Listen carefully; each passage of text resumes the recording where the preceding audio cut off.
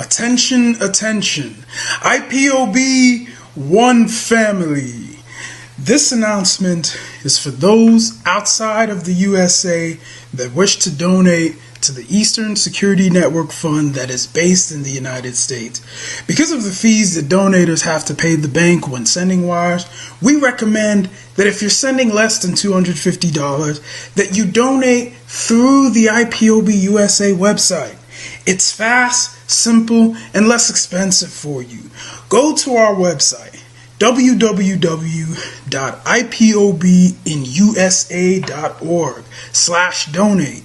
That is www.ipobinusa.org/donate and make your contribution. When it comes to keeping our people safe, every bit counts. After all, the security of our communities is our responsibility. Let's make this happen together.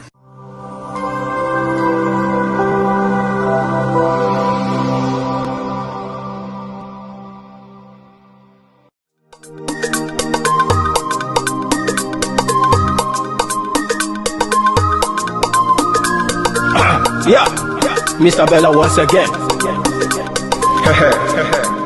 Wisdom, kill it, come on, yeah. Say Biafra will not last forever. They say happy up in no go stand. What did they know? What do they know? What do they see? What do they see? If you give me a gun, I will shoot them aside.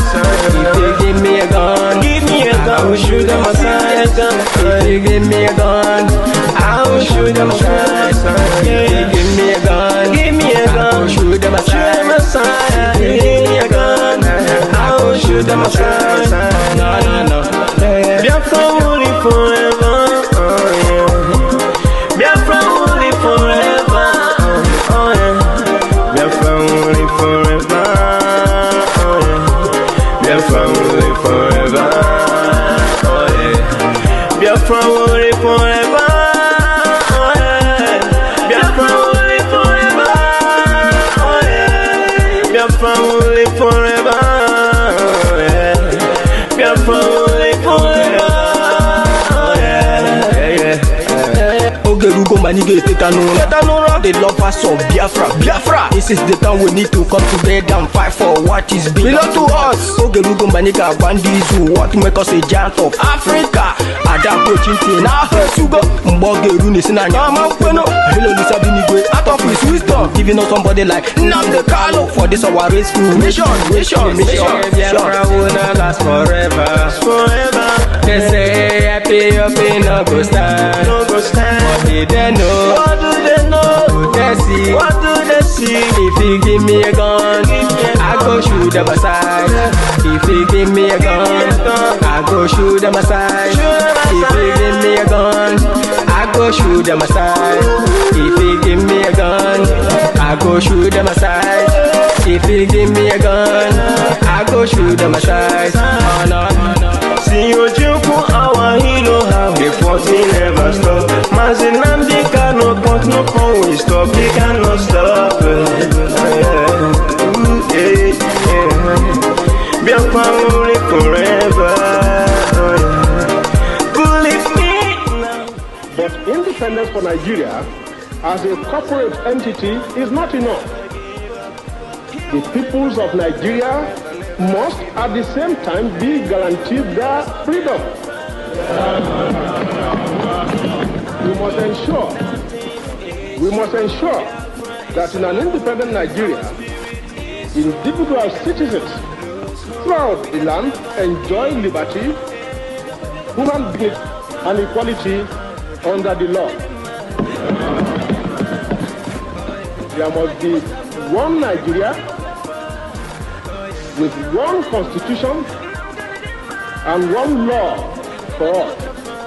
Let us therefore, Mr. Chairman, sir, close our ears to the Council of Despair, which says that we cannot here at this conference agree on a constitution.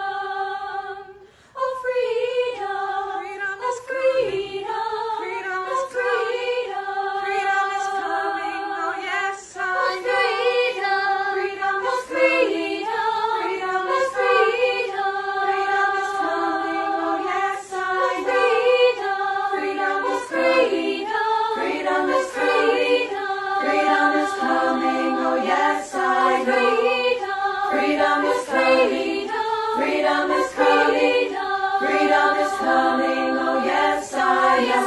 Oh, yes, I am. Oh, yes, I am. Oh, yes, I know. Yes, I am. Oh, yes, I am. Oh, yes, I am. Oh, yes, I know. Yes, I know. Justice is coming. Justice is coming. Justice is coming. Oh, yes, I know. Justice is coming. Justice is coming. Justice is coming. Oh, yes, I know. Oh, yes, I know. Oh, yes, I know. Oh, yes, I know. Yes, I know. Oh, yes, I know. Oh, yes, I know. Oh, yes, I know. Yes, I know. Freedom is coming. Freedom is coming. Freedom is coming. Oh, yes, I know. Freedom is coming. Freedom is coming. Freedom is coming. Oh, yes, I know. Oh, yes, I know. Oh, yes, I know. Oh, yes, I know. Oh, yes, I know. Oh, yes, I know. Oh, yes, I know. Oh, yes, I know. Yes, I know.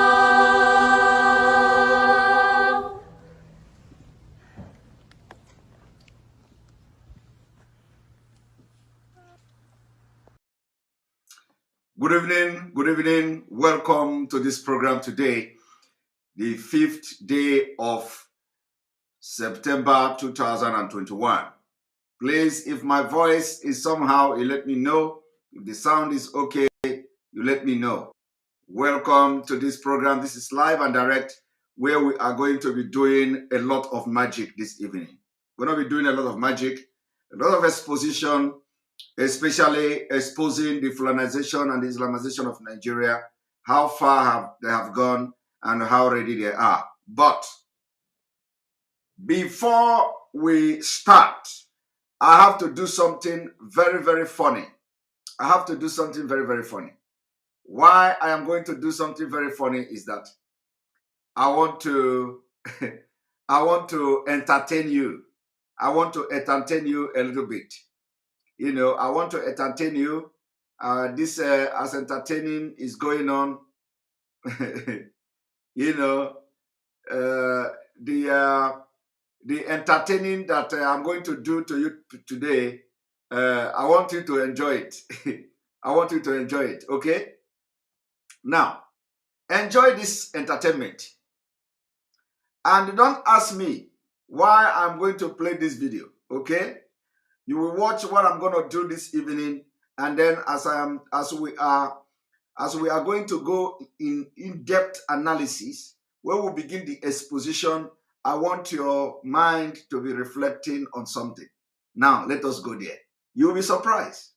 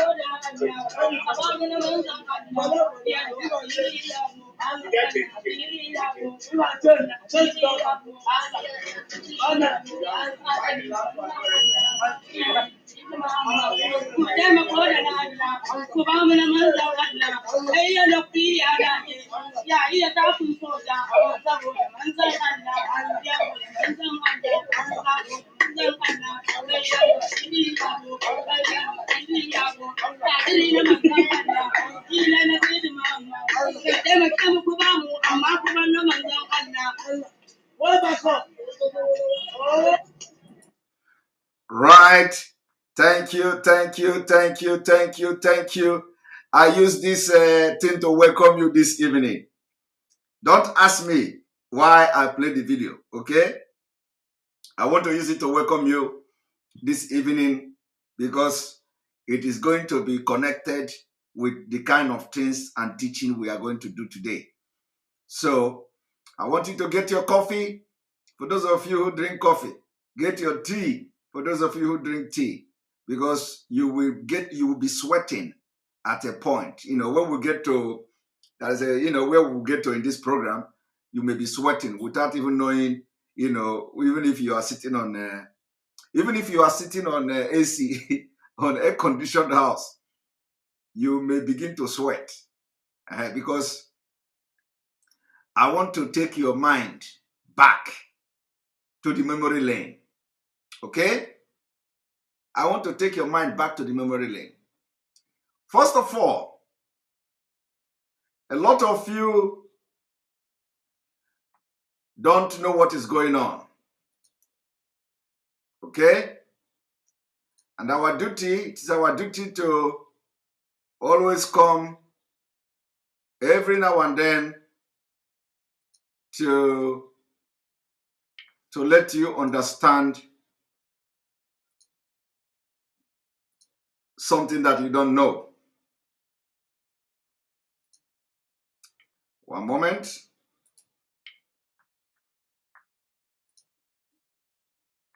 You know, today is going to be, we are going to have a little bit different,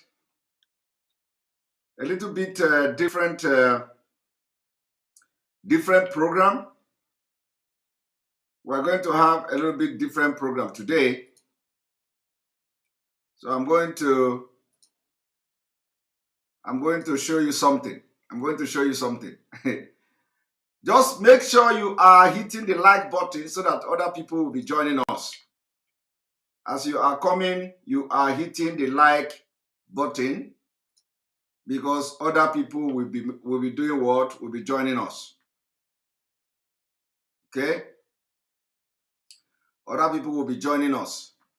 So as you come, you hit the like button. All right. I want to show you something that will maybe something that will shock you. Maybe it will shock you. I don't know yet. Just maybe it will shock you.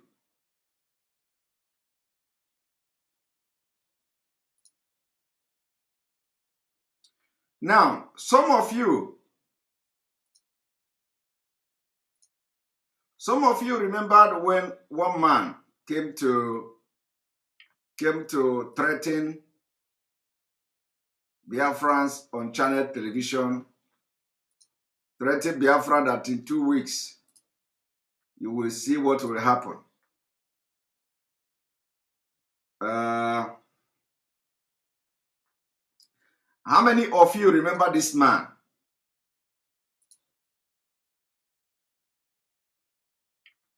How many of you remember this man?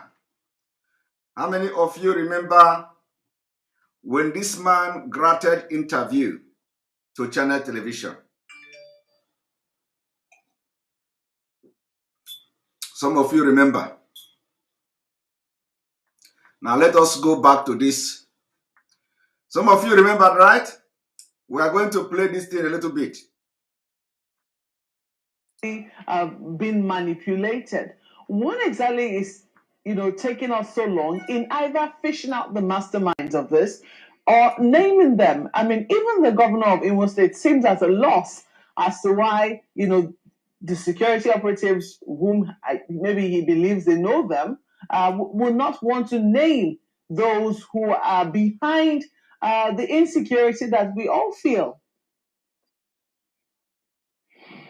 Well, let me first of all respond to my senior brother about, when he said this government is the most corrupt in this country. You see, that's the beauty of democracy. My senior brother will be talking about this government of Muhammadu Buhari that he knows that is the most corrupt. It's totally unfair and it's not correct. I am not telling you there is no corruption in this country, but as at today, nobody can discuss corruption on the table. Nobody. Back in the days, corruption was discussed on the table, monies are shared, things are done, in the open, But as a people, the reflection of what we are. So that's what's happening. So that's about corruption. Then about whether the government is incompetent, it should resign. My senior brother should know that it is not done like that in democracy. And he believes in the rule of law. I want to believe. He knows that we won the election because those that lost, including him, went to court and the court gave judgment. It's the only court we have now. So whatever we are going to say, look, we have to be guided by what we have. Now, whether politicians are finding the embers of this crisis, yes, in some parts of the country, there are political undertones. Whether during Jonathan or PDP, when they say politicians, yes, it's true. Even back when we were in opposition, there are certain comments that we make, so the ruling party could perceive it as, bringing about crisis. But the difference is that, look, now we have the secessionists coming out in the open. Now, do you remember the interview of this man? He said, in all the security threat in Nigeria, I'm going to do something this evening. The only one that he can identify is the secessionists. That the secessionists are now in the open. Okay? And then he said that he is aware of some people sponsoring the crisis in some part of the country. And when he said some part of the country, he was not talking about Borno State. He was talking about Biafra land. He was talking about the eastern region. Now let me tell you.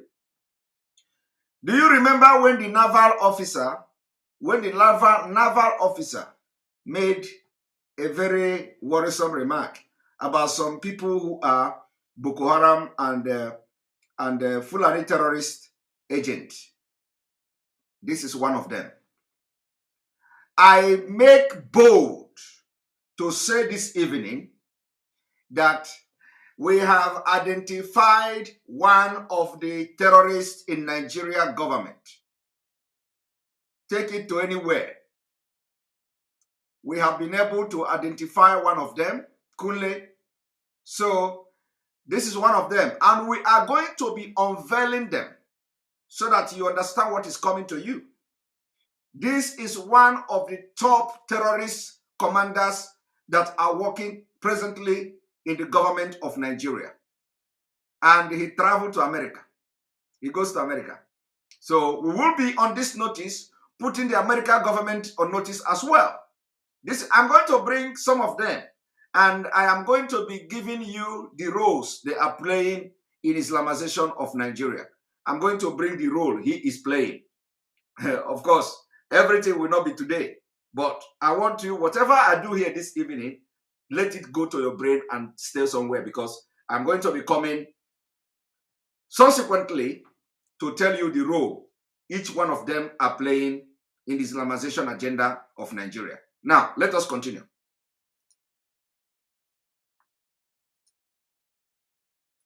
Naming, killing, burning, looting all over the place in this country.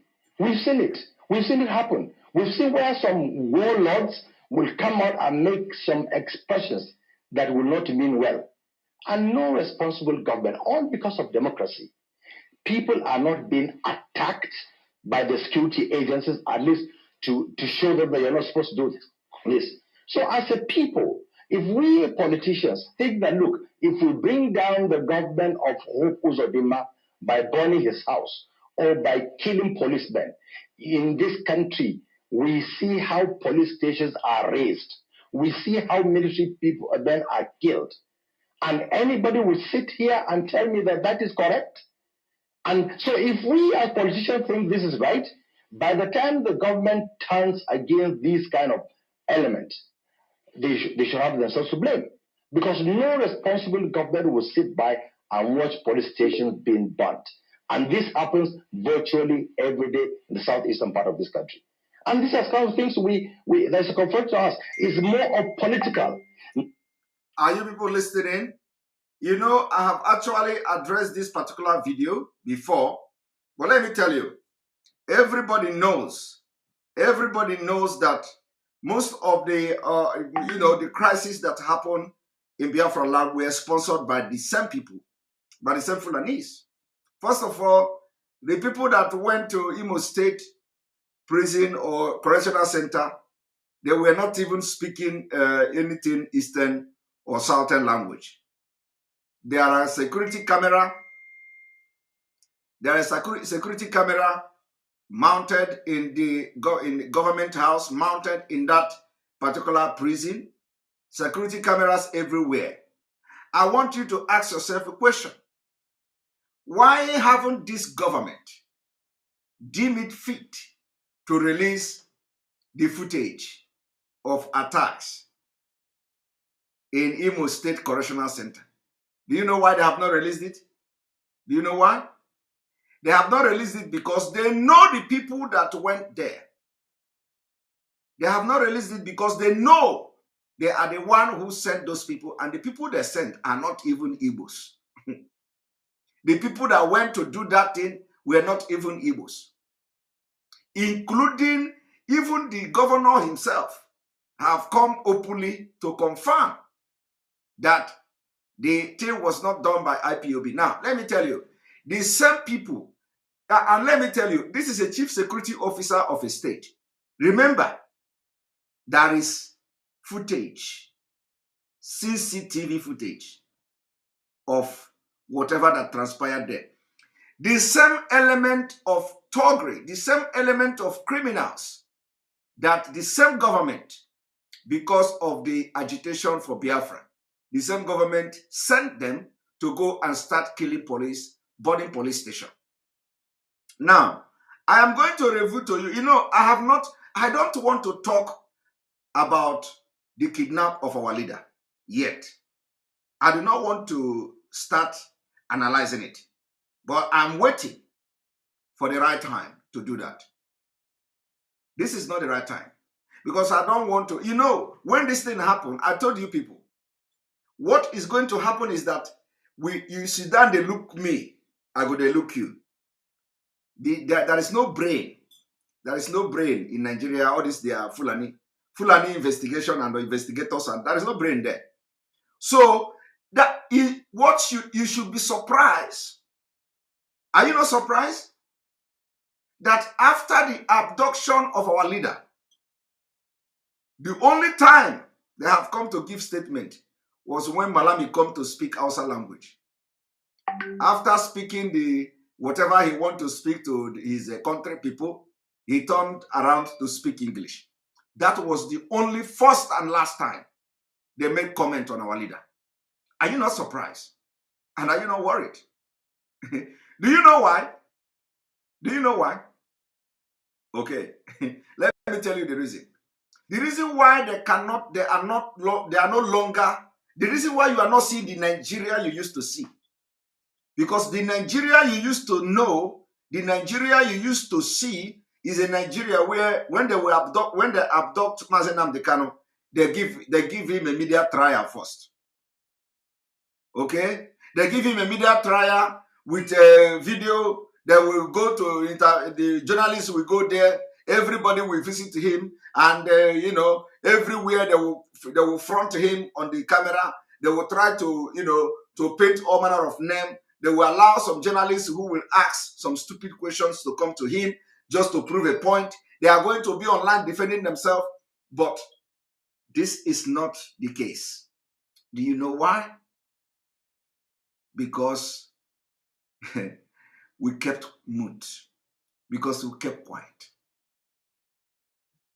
They were waiting for us to start yapping. They were waiting for Simon Ekpa and co. to start analyzing and start telling what should have happened where and there. They want to know what is in our mind. So, as a prepared person, we said, no, we are not going to discuss the abduction of our leader outside what is publicly available from our lawyers. And it will remain like that. Shabina, this game, we will play them to the end. But let them come out. Let them bring our leader to court so that we will start the analysis from there. But for now, I'm not going to talk more than, you know, more than what is the point. They will they will keep quiet, we will keep quiet. They will be looking at us, we'll be looking at them. That is what is happening.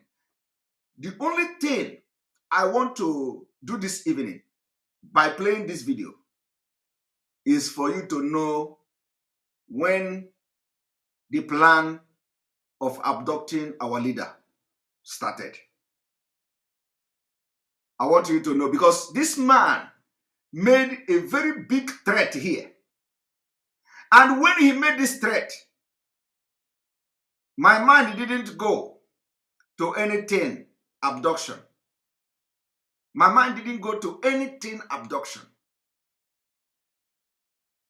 But now I have come to see. And I'm going to show you. And this video was either in April or May, if I'm not mistaken. Either in April or May this year. Please, you know, either in April or May. I will check the time. I think it is in April.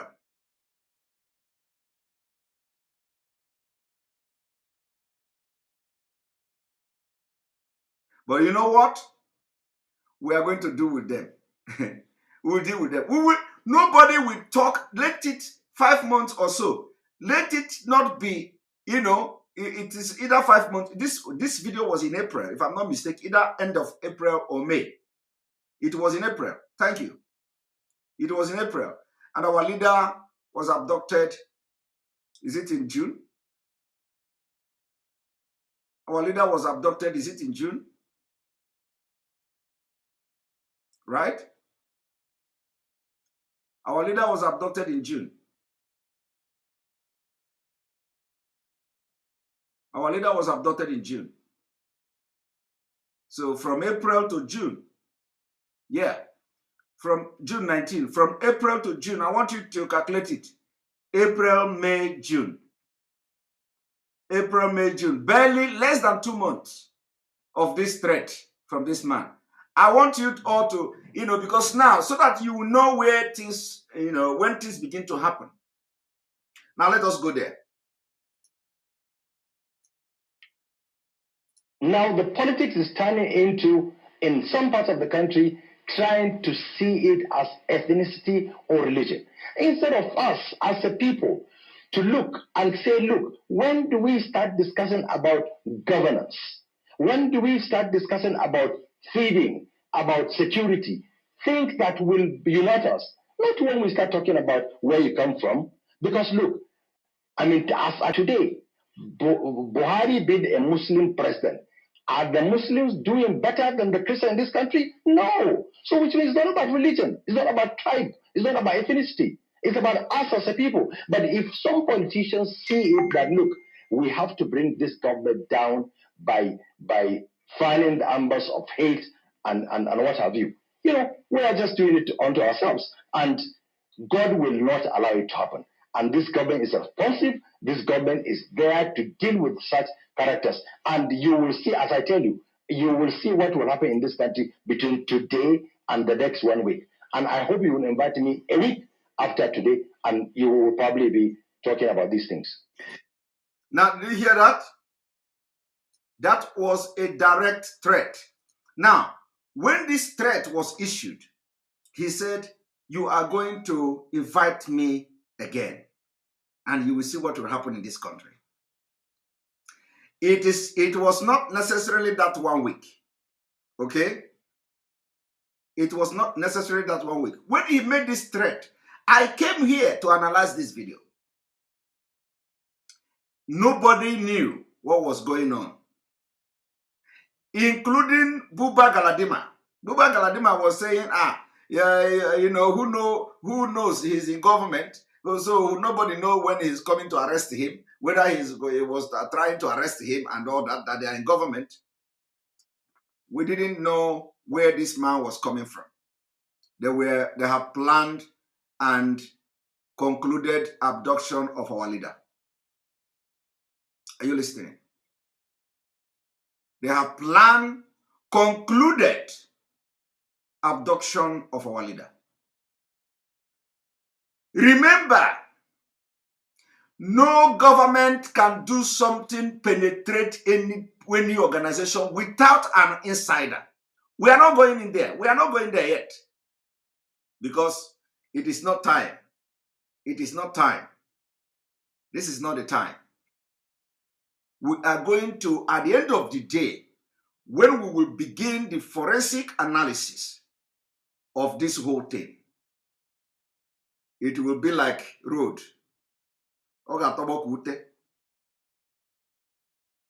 Now, let us watch again. Pay attention.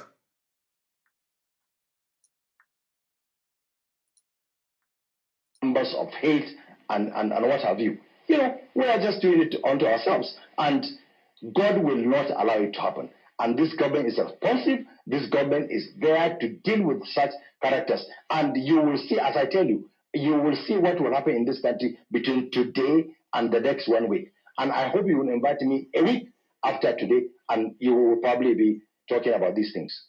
Well, Honorable Farouk, well, the thing is, we don't know. And let me tell you also, remember,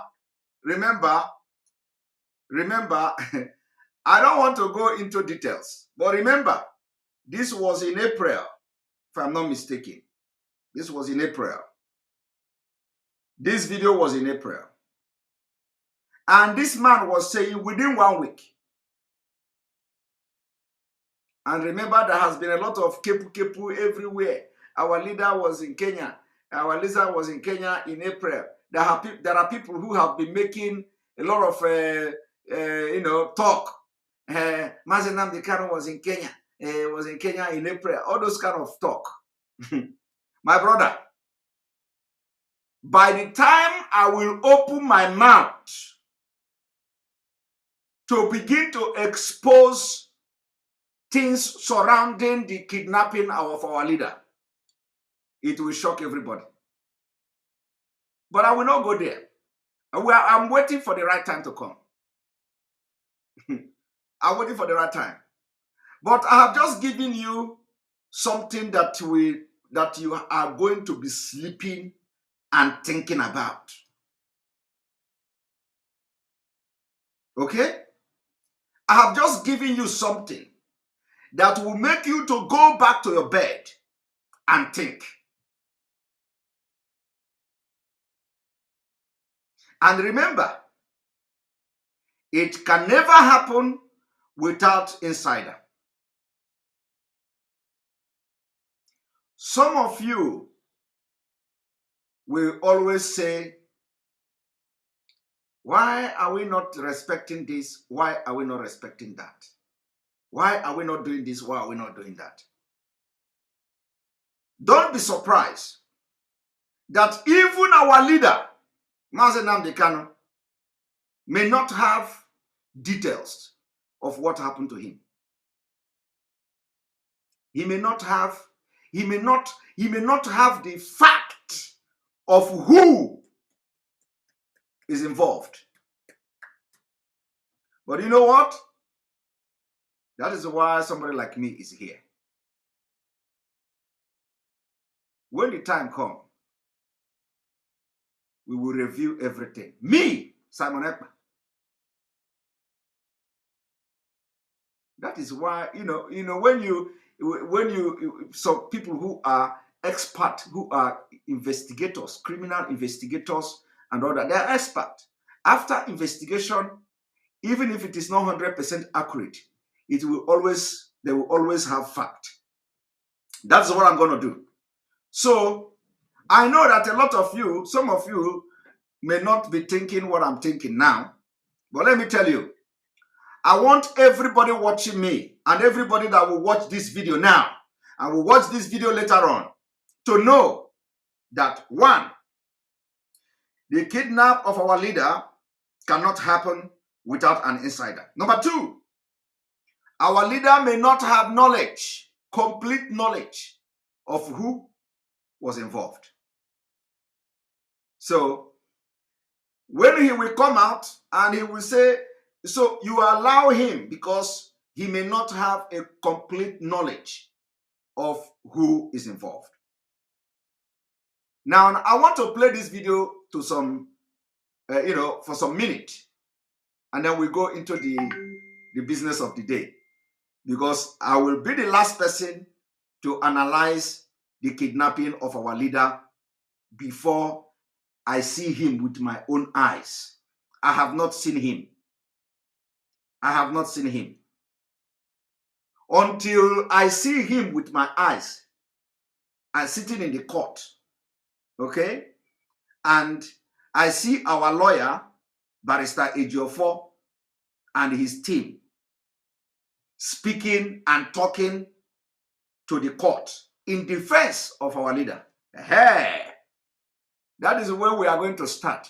But for now, I said I am not going to talk and I'm not going to address and I'm not going to analyze anything until the court starts. And I know that our leader have appeared in the court. But I want everybody to have something to be thinking and pondering on. What I'm doing now is something that will give you, just go and sleep and be thinking about it, okay? What did I say? This man was interviewed in April. And on this interview, he was issuing a threat, direct threat, and he was talking about the Southeast. He told these people, just watch and see what will happen after 1 week. That was April. We have seen how some people are talking stories about our leader. He was in April, he was in Kenya. April, he was there, he was there. We have seen stories, we have heard a lot of stories. So the abduction did not happen exactly the way this man presented it here. The abduction happened in later days, in June. After 1 month. Instead of 1 week, after 1 month, the abduction happened. Now, I want you to watch. If we get that impression, but if there's anyone, the law is the law. So if there's anyone who is found, burying or tossing AK-47 or 49, burning or killing police officers or police stations, the law is the law. Such people should definitely face the law. So point blank, there's no sentiments or emotions about all of that. But speaking about politicians, one wonders, because when you say politicians are some of the people responsible for some of what is going on, but there are some other issues that are out there. I mean, can we blame politicians? Is it politicians that are responsible for the unemployment rate, which is about 33.3% in Q4 of 2020? Is it politicians that are responsible for inflation rate at 17%? Is it politicians responsible for the poverty rate, which is about 42.5%, and say 105 million Nigerians are extremely poor, according to the World Poverty Clock in 2020. In fact, he goes on to say Well, Nigeria currently has the listen, largest number of poor people in sub-Saharan Africa. Those are factors that will be cannon fodder for young people to become pliable. Yeah, I mean, we as a government don't hold politicians responsible for that. But then also there are certain indices that definitely is not caused by this government. I want you to understand how this man is addressing himself. That we as a government, and this is a terrorist. This is a terrorist, addressing himself as we as a government. Now, what you just listened to now goes to the video I played from the beginning, where somebody was dancing and a Southerner was dancing and giving money. It is called Out of Poverty. So, of course, as this program goes on, you are going to understand why I played that video. Okay? But of course, it is not as government cannot hold politicians responsible. That is what he said. He said that government cannot hold politicians responsible. If government cannot hold politicians responsible, why are they taking Ojos Okalo to court? My brother. Eh? Why are they taking Ojos Okalo to court? Is that not holding Ojos Okalo responsible? Is Ojos Okalo not a politician? Eh? Okay. All the politicians that come from the north that made these women to come and start dancing in the street, and somebody will be giving them money. And is it, who is to hold responsible and who is going to hold the politicians responsible? This man say government cannot hold politicians responsible, but they are holding Ojos Okalo responsible. They are holding every other person responsible, but not themselves. They are holding all other people from the southern Nigeria responsible. All other politicians, they are holding them responsible, not their own politicians. Even criminals, even terrorists. I have said it before that they are marginalizing our criminals. They are marginalizing southern criminals. They are marginalizing them. Government don't hold the criminals from the north responsible. But they hold what? They hold the criminals from the south, the politicians from the south responsible. Now listen to him again. And do you know where all these things are going? Do you know where it is going? Do you know where it is going? It is all going to Islamization of Nigeria.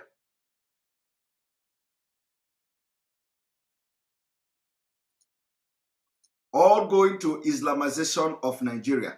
Everything that is going to stop them from Islamizing you, they come after the thing. That is what is going on. That is why they perfected the kidnap of our leader, and they came here to boast for it. Watch. The whole world is in a crisis. The whole world is in an economic crisis. This COVID of a thing that came, this country, we went into recession 2-3 times. It's true, and then every country in this world is going through the same kind of thing we're going through. Yes, but the difference between other claims and ours is corporations, some certain corporations by citizens. This also is the government that has done more palliatives to the people of this country than any other government. Whether that does not translate to us getting out of poverty line, that I don't know. But I can assure you that, look, there are also significant amounts of people in this country that their lives are better than what it used to be. It's true, yes, we're in the crisis situation. This COVID of a thing, the whole world was shut, and Nigeria is not an island. So we also are part of the global crisis because we are in it together. So, but this government has done everything possible. We still have not gone into food crisis. Yes, food could be expensive, but at least it's available. So with the COVID, this government still tried to ensure that there is food around in the country. So please, I want us, as I said, as a people, to keep cooperating with the government, whichever government, Because let's not see it as an APC affair. It is collectively our affair as a nation. And we don't see anything wrong in the opposition saying, we have done this, we have not done that. We were in opposition. There are certain things we did while we were in the opposition. Now we know better. Let me just give you an example. Like the fuel subsidy that we fought against when we were in opposition. Now when we came into government, we know better than, look, yes, this subsidy has to go. That's the truth. Now, so these are the kind of things that probably some things, if you're in opposition, you wouldn't know. But when you come into power, some things will stare you in the face, and you have to take certain decisions that you have to shift grounds from what you earlier held on. Well, out of the 5 times the country got into recession, 3 of them have been in this particular government. But then when you say we'll call you back in 1 week, is that to say that in that 1 week or before that time, the students who were kidnapped, the Kaduna School of Forestry students, the Greenfield students, and then Federal University of Agriculture, will they all have been rescued among several things before he was talking about Mazi Nnamdi Kanu. Well, I'm not telling you that they will be rescued, within the next 1 week. But there will be significant improvement in the security situation in this country, because I have privy knowledge of things that are happening as from last night. Within the next 1 week, by the grace of God, things will. And look, you see. So, in the next 1 week, he have privy information from last night that in the next 1 week, everything will change. It was abduction of Mazi Nnamdi Kanu. And as they abducted Mazi Nnamdi Kanu, did the security change? Did the kidnapping and the NDA attack didn't happen? Did is Boko Haram not bombing the military? Are they not evacuating people in Benue State? Are they not killing in Jos? How have that stopped the security? How have the abduction of Mazi Nnamdi Kanu bettered the security in Nigeria? It didn't better it. It has been worse. It has been worse. So what he was talking about here was not about bettering the security of Nigeria. They are the ones sponsoring the insecurity. They are the ones sponsoring the killing. They are the ones giving arms and ammunition to Fulani herdsmen to come and kill you. Have you seen them? Have you seen anywhere from all after this threat now? Did you see anything change in the modus operandi of the military? The modus operandi of the police? No. But it was here, threatening and boasting how they are going to capture our leader. Everything he said here was about Mazi Nnamdi Kanu. These Fulani people, the only person that is going to stop them from Islamizing Nigeria is Mazi Nnamdi Kanu. So every other security threat is not a security threat. I'm going to prove it to you. I am going to prove it to you. Just watch and see. After this video, I will play another one. Kidnapped people are not just from these schools. There are so many people kidnapped all over the place. And whenever there are successes, we don't get to hear about it. But of course, as a government, we take responsibility. That's okay. That's fine, because we are in government. So whatever happens, even if you fight with your wife, you will say the fault of Buhari or the fault of APC. That's okay. It's part of the burden we have to carry on with us leading this country. But just one quick thing here. I mean, you've said a number of things that I just wanted to get clarity on. So when you said earlier that while you were in government, you made some comments that while you were in opposition, you made some comments that you didn't know, but now you know better. Why then should the people trust your government if then you said something and now you are asking people to trust government? Why should the people trust this government when the government was making comments based on inadequate information? The difference is in sincerity of purpose. The difference is in explanation. When we fought against fuel subsidy, we knew how people were taking the money, stealing the money in government at that time. Now we explain to the people that, look, when you bring in this, when you give this subsidy, most our borders are porous. So we as a country subsidize fuel in Benin Republic, in Cameroon, in Chad, in Niger, as far as Togo. Now we know better. I'm confessing that now we know better. So these are the kind of things. And look, That is the truth, coming out to tell the truth. We demonstrated in this country against fuel increase. Now we are in the vanguard of increasing the fuel, because we know that, look, this subsidy has to go someday. And it is going to go, certainly, because that's one of the ways that government will get more money. Well, I don't know. We're seeing some feedback here from some of our viewers. If you check on our Twitter handle there, someone wants us to ask Honorable Member what the government is doing in the areas where Boko Haram are burning military posts, carting away arms and ammunition, killing our soldiers and civilians, including the policemen. I don't know. You have said we should have 1 week, but do you want to quickly say something to what is being done when military men themselves are coming under attack? Okay. Well, you see, in war, from what elementary we know, there are certain things that happen, like, surprise, when the Boko Haram bandits will come and, surprise the military and do this thing. But if you surprise the military and do this thing, it is not what he want to talk about. Okay? He don't want to talk about the terrorists killing the Nigerian soldiers in the north. It is just that it's a surprise when they come to as a surprise to the military and do this thing. Can you understand? Do you understand that this man is describing killing and ambushing Nigerian military as this thing? That they just come and do this thing. He is not focusing on that particular topic. His focus is on the planned assassination and abduction of Mazi Nnamdi Kanu, which they had already planned and perfected how to carry out that plan. So his mind was not in all this question of Boko Haram. Say Boko Haram didn't say.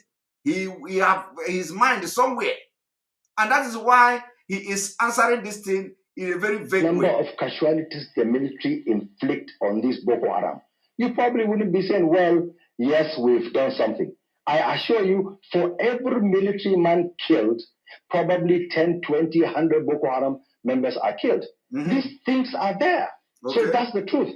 And then look, our members of the armed forces know exactly, they knew when they were joining the military that, look, they have sacrificed their lives for you and I to live. Okay, did you hear that?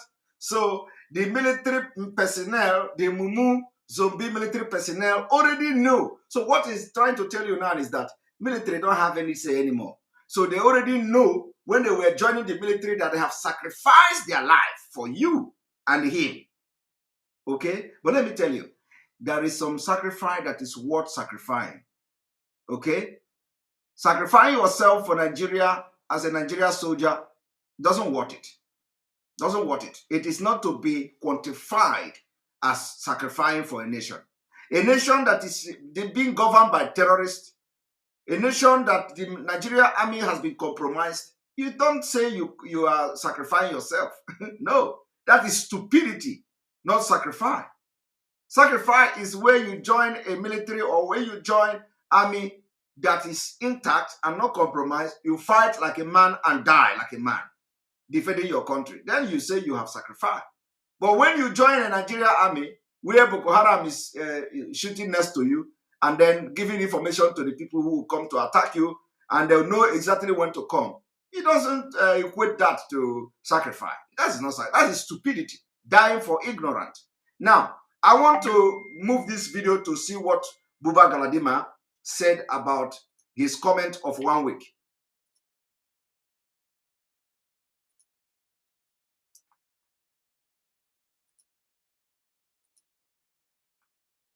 To be casualties, there are bound to be mistakes here. Oh, sir, 1 week is what he has given. Do you think that we can wait 1 week, or do you think it's sufficient time? No, you see, both of you and Chamberlain are misinterpreting the 1 week Honorable Farouk is talking about. Okay. Okay. Yes, it meant. And the truth is that they were misinterpreting it. Even Buba Galadima misinterpreted it as well, although he didn't give a definite definition of what he meant. But let us listen. Not be what you think. Okay. It may be what will happen to certain individuals in this country or certain sections of this country. So we should be alert over what he has said, because it's an insider person in government and somebody who is being given some security information of as to what the military or the security forces will do. We wouldn't know whether some of us will be here after 1 week. You see? Why do you think we should have such a fear? Because we don't know. It's ignorance. We don't know what will happen. You see? Indeed, we don't know what will happen, but I guess I don't know. What I could extrapolate from what he's trying to say is that there will be some calm returning to the country, especially in 1 with week. I pray so. In 1 week. Calm did not return in 12 years. Yes. It's going to be done in 2 1 weeks. week. Yes. It's only maybe they are picking you or me or some other persons on framed up charges. Okay. Did you hear that? Did you hear that? That was Mazi Nnamdi Kanu they were talking about. Did you hear that? This Buba Galadima said the change did not happen in 12 years. Is it in 1 week? He went further to say it is either they are picking up somebody, you or me or somebody else, and frame up charges. Did you hear that? Frame up charges. And who knows whether they are going to frame up charges against Mazi Nnamdi Kanu. Well, we are yet to see that. But on this particular broadcast, that Fulani man who said that oil in Bayelsa belonged to Jigawa, he was the man who made that infamous comment that oil in Bayelsa belonged to Jigawa. This man was here telling us right in front of us that they have planned to kidnap our leader. And we didn't see it coming. We didn't see it. We didn't see it. But with this particular video, it will go a very long way. This video will go a long way. After everything, it will go a long way. Believe me, you see this video, I will save it.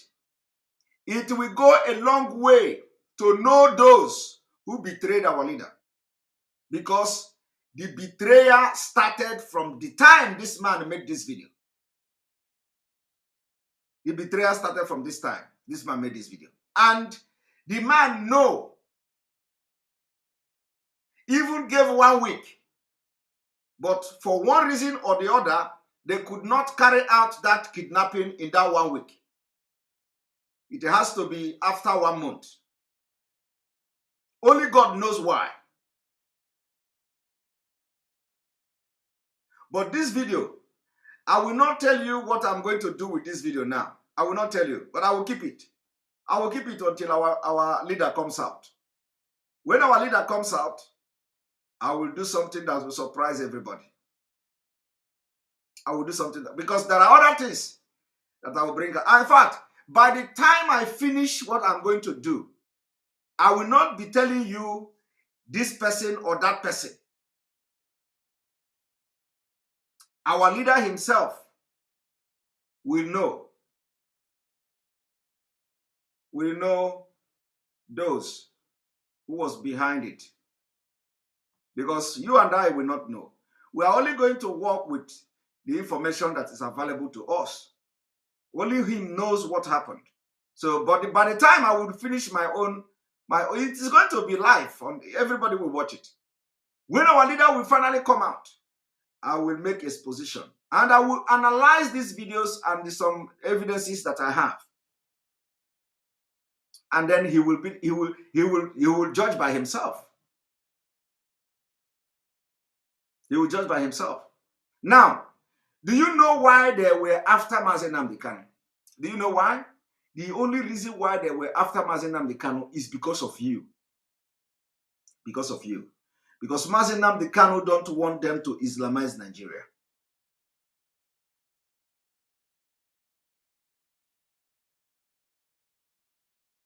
Because of you. Now, let me show you. I will not go into detail again, but let me show you what is coming. Let me show you what is coming.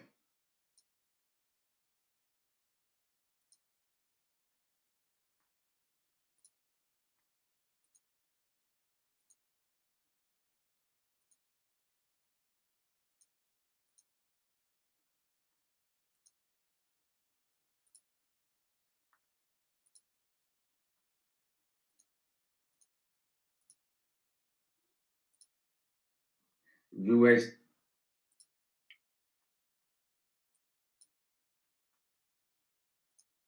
some of you may have seen the video that I'm about to play, but you know what? All these videos that are in the internet, it can never get old.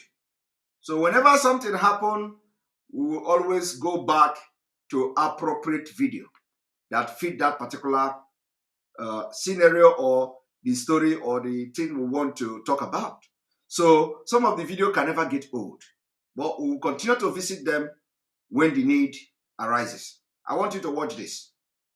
Listen carefully. Assalamu alaikum wa rahmatullahi ta'ala wa barakatuh. Viewers, today I have a very important message for you. As a matter of fact, for the whole Ummah, Muslims all over the world. You know, for the past few days, I've been receiving a lot of, WhatsApp, Messenger, Facebook, a lot of calls and texts, and people trying to vent their anger upon what is going on today, mostly in Africa, West Africa, East Africa, South Africa, North Africa, all over Africa. The missionaries are working so very hard. I know, because it's part of my work. And I know very much that they have projected by the turn of the 21st century, they're going to make Africa, Christianize Africa. And most of the time we are sleeping. It's about time that we rise up to the challenge. This is a mandate. Each and every one of us is supposed to be a potential da'i. Allah said, وَلْتَقُمْ مِنْكُمْ أُمَّةٌ يَدْعُونَ إِلَى الْخَيْرِ وَيَأْمُرُونَ بِالْمَعْرُوفِ وَيَنْهَوْنَ عَنِ الْمُنْكَرِ. That there are some men amongst you who will invite others into Islam, and these are the successful ones. It is very unfortunate that the other guys, the other faiths, that's what I'm talking about, they are well organized, and they have went through the whole Southern Asia, Indonesia, Malaysia. Now it's African time. And they have more than 15,000 missionaries working alongside West Africa alone. And it's about time that we rise up to the challenge of it. Now they've taken the game to our doorsteps. They are in our building, they are in our houses, they are in our marketplaces, all over the place. And we're busy in the metropolitan city fighting amongst each other. The Sunni is fighting against the Wahhabi. The Wahhabi is fighting against Salafi. The Salafi is fighting against Shia. The Shia is fighting against the Sunni. The Sunni against the social status quo. Unbelievable. And these guys, they went underground. They go to the villages and they are manipulating, cunningly turning our people into their faith. Then we begin to blame ourselves. Yes, we don't blame them. They're doing their job. Whatever they're doing their job. But right now, wallahi, I've taken upon myself. Right now, I'm in America right now. I'm in New York City right now. I've taken upon myself, my guys are underground right now. Foot soldiers, they are underground waiting for me to come to Africa so we could do this job. We have taken upon ourselves. We're going to be working in West Africa, East Africa, South Africa, North Africa. What I'm going to be doing is that I'm going to be establishing an emergency, da'wah, workshop to each and every state in Nigeria. We start with Nigeria because the system is that once they get Nigeria, they get everybody. Nigeria is the most populous Islamic, country in West Africa. Are you hearing that? Are you hearing that? Listen, what is happening now in Nigeria did not start today. What is happening now in Nigeria is something that is planned long time ago.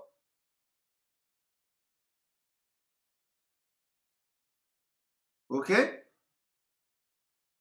What this man is saying did not start yesterday. Okay? I hope you are listening. And today, as I'm talking to you, he has been able to establish that thing he was talking about here. with money from Saudi Arabia. Money. They have money, dollars. You from the southern Nigeria, you from Biafra, all you talk is that you have money. I'm a billionaire. I'm a billionaire. I'm a billionaire. Bring the money for your liberation, you don't. Bring the money for your freedom, you don't. Look at them.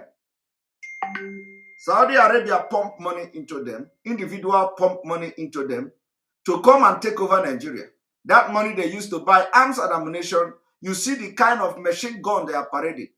But your own, bring money. We need arms and ammunition to defend our land. You are there forming a hotel owner in Nigeria. When they will come, there is no hotel. Oh. These people are the most backward people on earth. By the time they come, your hotel, they will bulldozer your hotel. When they finally capture Nigeria, they will bulldozer your hotel. Is where where you commit sin. They cannot allow that. If you think that they want to practice the kind of Islam they are practicing in Saudi Arabia, my brother, think twice. If you think it is the Islam of Saudi Arabia they are going to practice in Nigeria when they finally capture Nigeria, hey, if you think that it is the kind of Islam they are practicing in Saudi Arabia or the one they are practicing in Dubai that are going to practice in Nigeria, you better wake up from the sleep. You are going to have the most primitive Islamic state in Nigeria. The most primitive one. The one that when you go to a pot of, when you go to pot soup of your mother to collect meat there, in the next morning, ebupugaka. If you go to your father's post to collect 500 naira, the next morning, ebupugaka, and the Sharia law in the south will be worse. It is never going to be the same Sharia law in the north. In the south, they are going to bring the most devilish one. In fact, they may even change the cutting of hand to plugging of one eye. If you do one thing, they say your eye have to go. Bam! They will plug in one eye. Believe me, they can do it because they know that there is nothing you can do to become like them. You know, when they come force you to convert from the southern Nigeria, and then you convert and you become like, they can never accept you. They will still be imposing the most devilish Sharia. They will be plugging your manhood. They will pull your manhood off because they don't like you. Brutal Sharia law. That is what they are going to implement. So if you think you are going to enjoy the same thing with them in the north, you are dreaming. Wake up now. If they are cutting their hand in the north, they will be cutting your manhood in the south. That is your own punishment because they don't want you to. They don't want you to. To expand. They don't want you to move. You know, as God told you in the Bible, He said, "Go and multiply." They don't want you to multiply. You are infidel. You are multiplying. They will be cutting your manhood instead of your hand in the south. Go and mark it. But we of course we know by God's grace that will not be possible. Now, I want you to watch.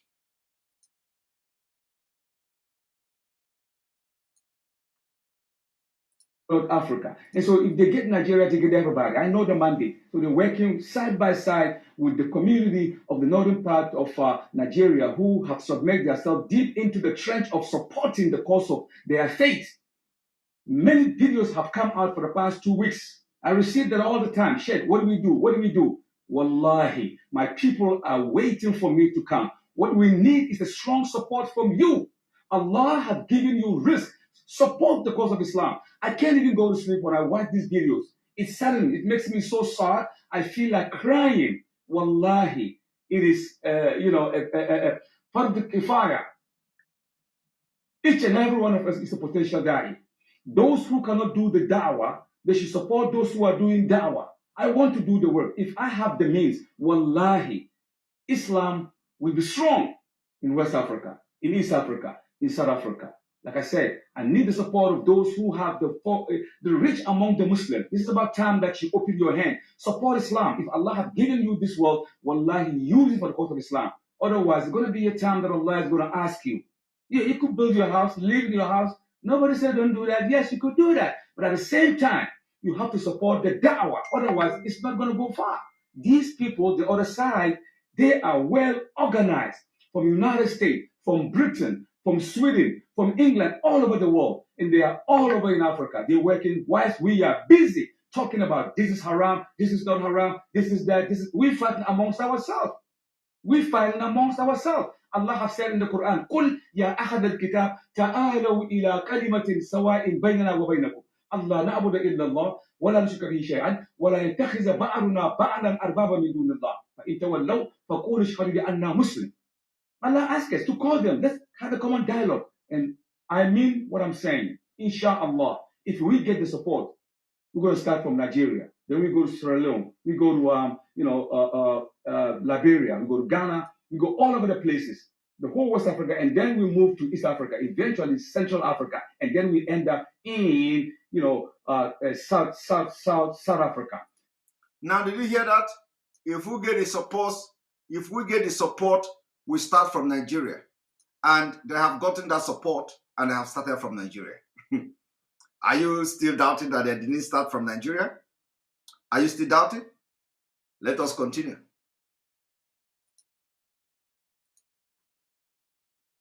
If we get what we want, then we go to Europe. We go all over the place. Look, we're not going to sleep again. This is about time. It's about time that we do it. So support the cause. I'm going to be sending GoFundMe. That GoFundMe is coming in about 2-3 days. You're going to fund this Da'wah thing. We're going to build a project each and every country that I go. We have soldiers, foot soldiers who are willing to work with me in Da'wah. They are ready, asking me what time you coming. I can't do it alone. I don't have the wherewithal. Maybe Allah have given me the wisdom, the ability to present Islam, but I don't have the funding. Support the cause of Islam, and you will see the result. I've been doing this for the past 27 years in America. Yeah, for the past 27 years in America. Look at the track record. Support this cause, and inshallah, Islam will go very far. So go fund Da'wah Training Institute. Go fund Da'wah for Life. Go fund Da'wah Train. The train is coming to a station near where you live pretty soon. This is Sheikh Muhammad Awal. Inshallah, I'm going to be sending that, and you're going to be supporting it as much as you can. Did you hear that? His foot soldiers.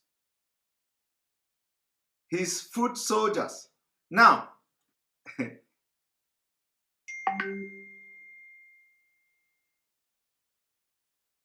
you don't know what is coming, right? This person that say, Simon, please, Biafra struggle, don't make it political, you are deviating. George Nzeako, you are blocked. And never come back again. I have blocked you finally. Never come back again. We cannot be doing exposition and you are coming here to talk about Simon Ekpa and politician. Am I the one who tell you not to be a politician? If you want to be a politician, go and be a politician. Why are you envying me because I'm a politician? Is it a crime to be a politician? My own politician is with class. Class. If you like, go and hug Transformer. I'm a politician with class. Civilized politician, and I'm proud of it. Okay? And I have been serving in this country for many years in different capacity. So I'm not hiding it. I'm a politician. Go and hug Transformer. All right. We are going to bring in another video for you.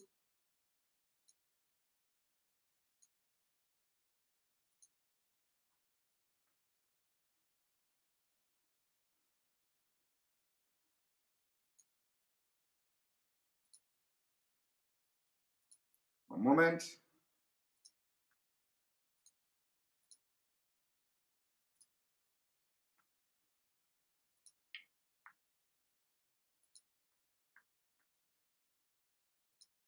Now, I want you to listen to, in case you have forgotten, I want you to go and, what I'm about to show you now is a voice of Pantami, your current Minister of Information. Is it Minister of Communication? Your current Minister of Communication. I want you to listen to him. And the person I'm about to play his voice now is the current Minister of what? Communication. Minister of Communication. His name is Pantami. His name is Pantami. I want you to listen to him and tell me what is the difference between him and the man you just listened to now from America. Now I want you to watch.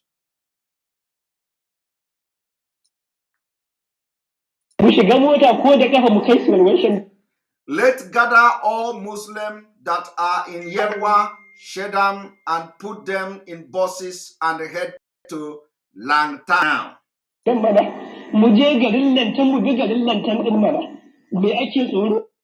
What are we afraid of? What is our fear? Is it not only death? This is a minister of communication today.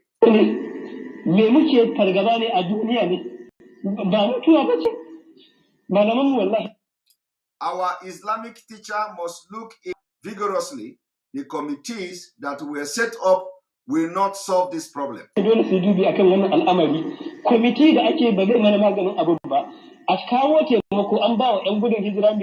Bringing support of 5 million naira, 10 million naira will not solve the problem because this is humiliation. Let meet in the town. Even if it is by foot, we will go to Langtang. If our teacher will not go or they don't have time, I swear to Allah, I will be the commander. A shiga mota inda kafa daga nan zuwa Lantan wallahi za mu je da kafa. Menene abun da muke yi ne? In ba za su yi ba malaman da ke karantar da mu ba ma so mu ketare iyakar su ne. Muna respecting din su ne. Muna jiran su ne. In ba su da lokaci wallahi tallahi na amince zan zama komanda. Wallahi they should give me the mandate. I will lead. Let's take everybody back to his house in Yemeni, Yelwa, Shedam, Garkawa. I promise I will lead the troop. Now, before I continue playing forward, let me tell you, this is a minister serving in this government. When he was making this pronunciation, he has no access to money. He has no access to power. He has no access to police. He has no access to military. He has no access to civil defense. He has no access to custom. He has no access to a lot of things. Today, he is a minister of communication in Nigeria. Now, I want you to think beyond what you've just listened to and tell me, the person that have deep-rooted terrorist intent in him, what will he do with his power?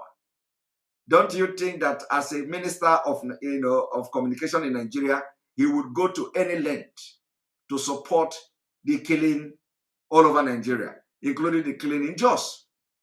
Did you see the passion? Did you see the passion in him? He said it is not about 5 million, 10 million. Now he is in a government. He is a minister of communication. He has access to money. Do you see why you have the Fulani with sophisticated weapons and no police is arresting them? He has access to police, has access to army, have access to the presidency, have access to Senate, have access to everything. They control the country. This is your minister, current minister of communication. That is why they want to shut down the telecommunication in Zamfara as a test to what is going to happen to other parts of the country. They're going to shut your internet, shut your telecommunication, and you will be in the dark. If that happens, what are you going to do? How are you going to watch internet? How are you going to watch Facebook? How are you going? They are testing it now in Zamfara. That is what they did. So that when they will start on your, when they will come to your side, they would remind you that we did it in Zamfara. We did it in, didn't you see when we did it in Zamfara? We did it in Zamfara. So if we did it in Zamfara, why can't we do it here? It is for security reason. I wonder how shutting network, telecommunication network, has become the process of service security. I don't understand. They shut down telecommunication in Zamfara. Some of you are not talking now, no. Some of you are not talking. They are setting the pace By the time, and if they shut down Zamfara telecommunication for 1 week, for 1 month, for 2 months, when they will come to South, they are going to shut it for 1 year. They are going to shut it for 1 year. They will tell you that, is it not, did we not shut it down in Zamfara?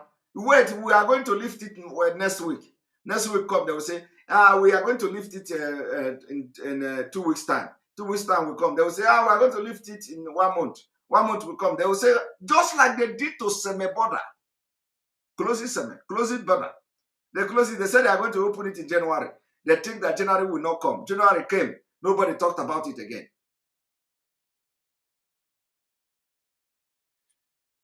Wake up.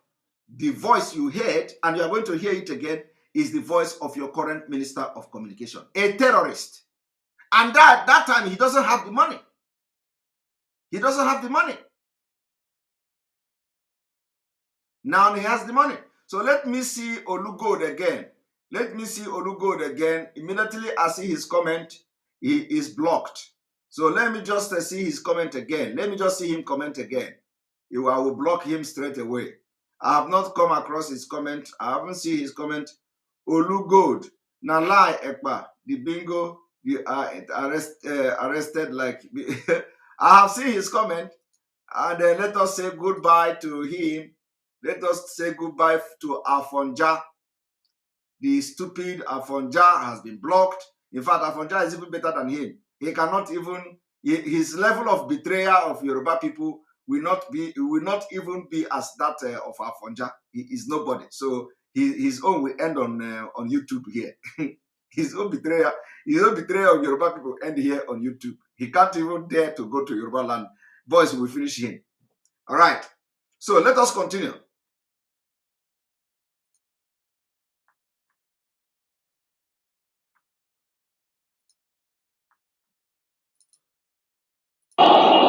Wallahi sallahi a bada iko, wallahi zan jagoranci tafiyar, wallahi zan jagoranta a gayyata, wallahi mu mai da kowa gidansa.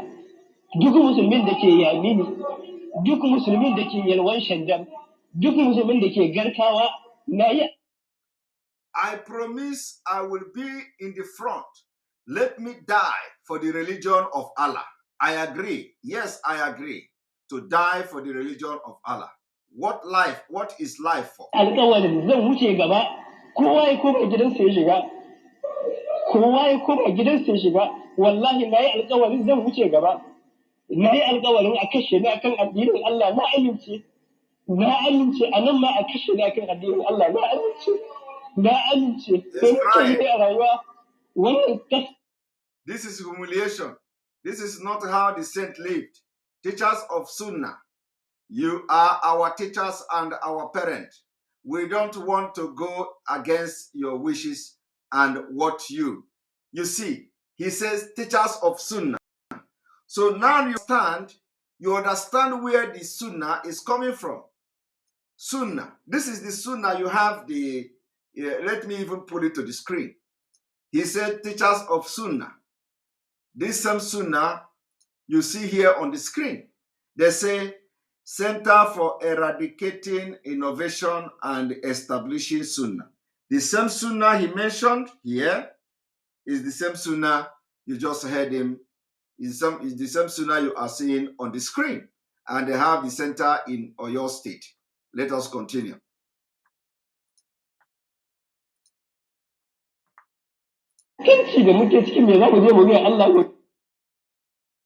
He said, teacher, we don't want to go against your wish and what you...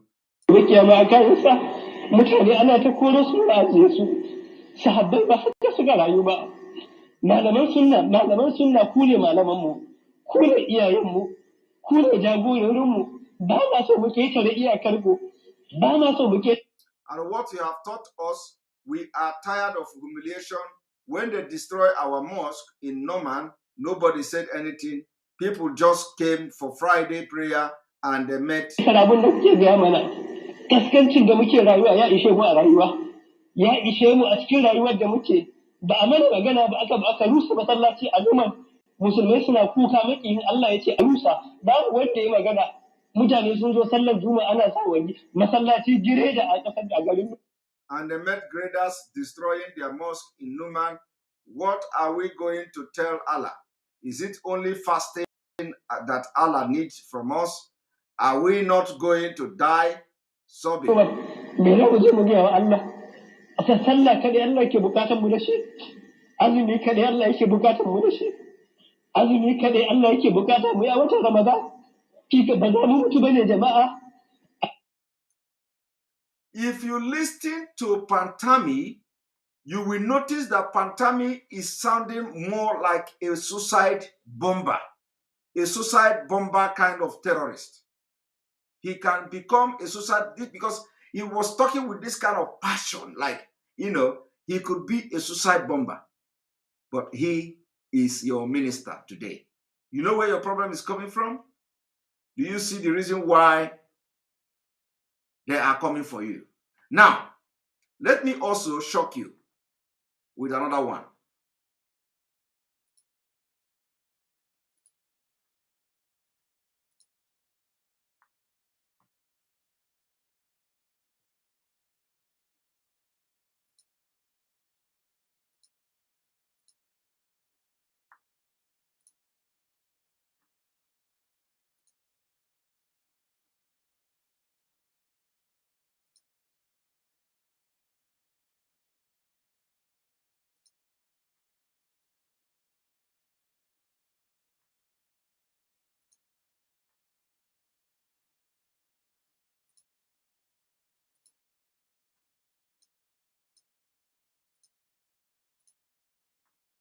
Nigeria can never displace the Fulanis. All this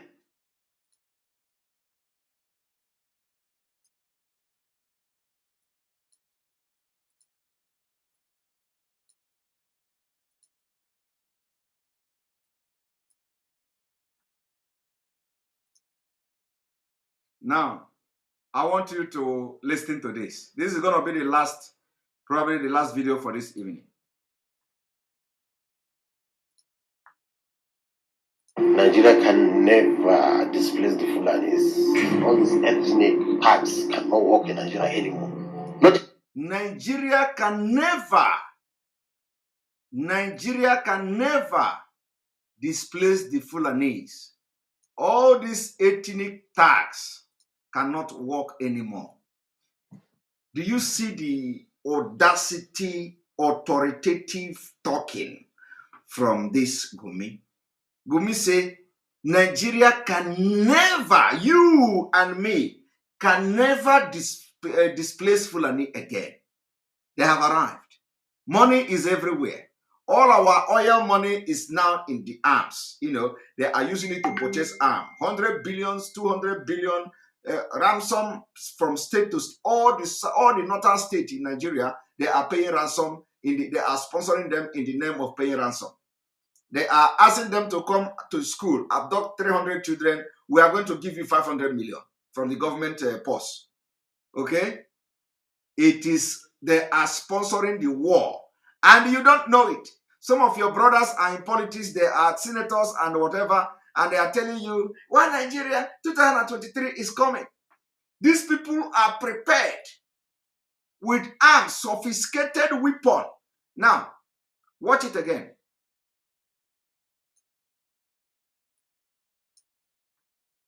Nigeria can never displace the Fulanis. All these ethnic parts cannot work in Nigeria anymore. Not even religious. Either we sit down and iron things out peacefully, or we suffer, then we come and do that what we are supposed to do. Just sit down and iron out things. Did you see that? This is a terrorist threatening the entire Nigeria. Okay? The terrorists terrorizing the entire Nigeria, telling you, you can't disorganize Fulanese again. That everybody will suffer. And after suffering, you will come back and sit down with Fulani. I want you to understand that this man is not talking, he is not talking under his authority. This man is talking. This man is talking, something is giving him the mind to talk like this. I want to, you see, when a Muslim, when a Fulani man like this man is talking, like, know where he is coming from. He's not just coming here to talk. He said, you can never display Fulani. In Guinea today, in one of the African countries, they overthrow Fulani government, according to them. I don't know whether it is Fulani government, but I think they overthrow Fulani government, military overthrow Fulani government, chase them. I don't know whether that is Fulani government, but anyway, I think it has to do with Fulani government. I have to investigate that. But let us watch him again.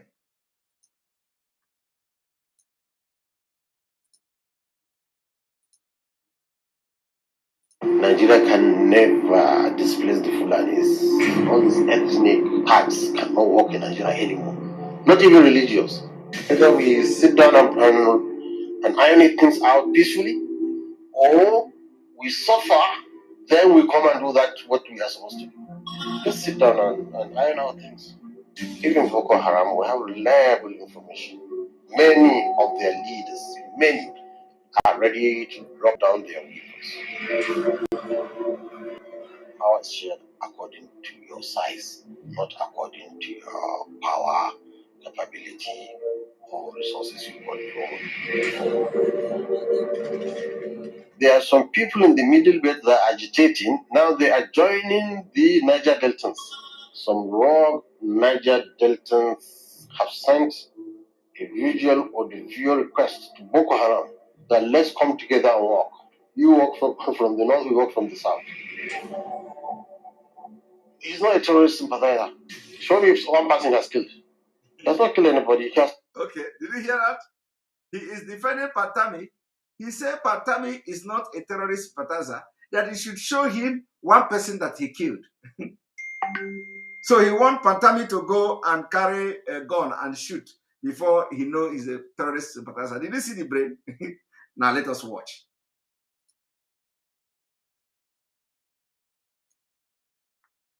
It's not ordered for killing everybody. Just discard the fake news and everything. The man is working with stabilizing a government among a section of youth which we like them to come and join in nation building. And you people were fighting them, then you say you trust people like Fontani. No, you should get more like him and put them in power. Don't remove him. You will regret. Okay.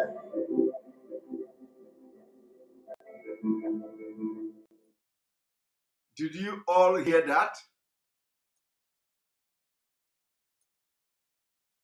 Did you all hear that? You should get people like Pantami and put them in power.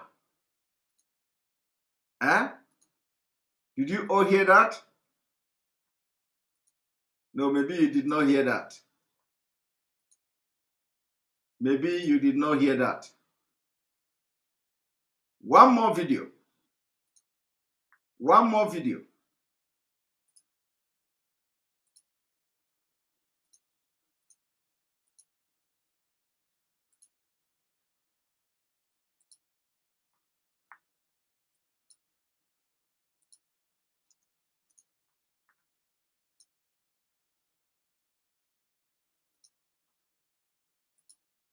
Mr. President has no respect for the National Assembly.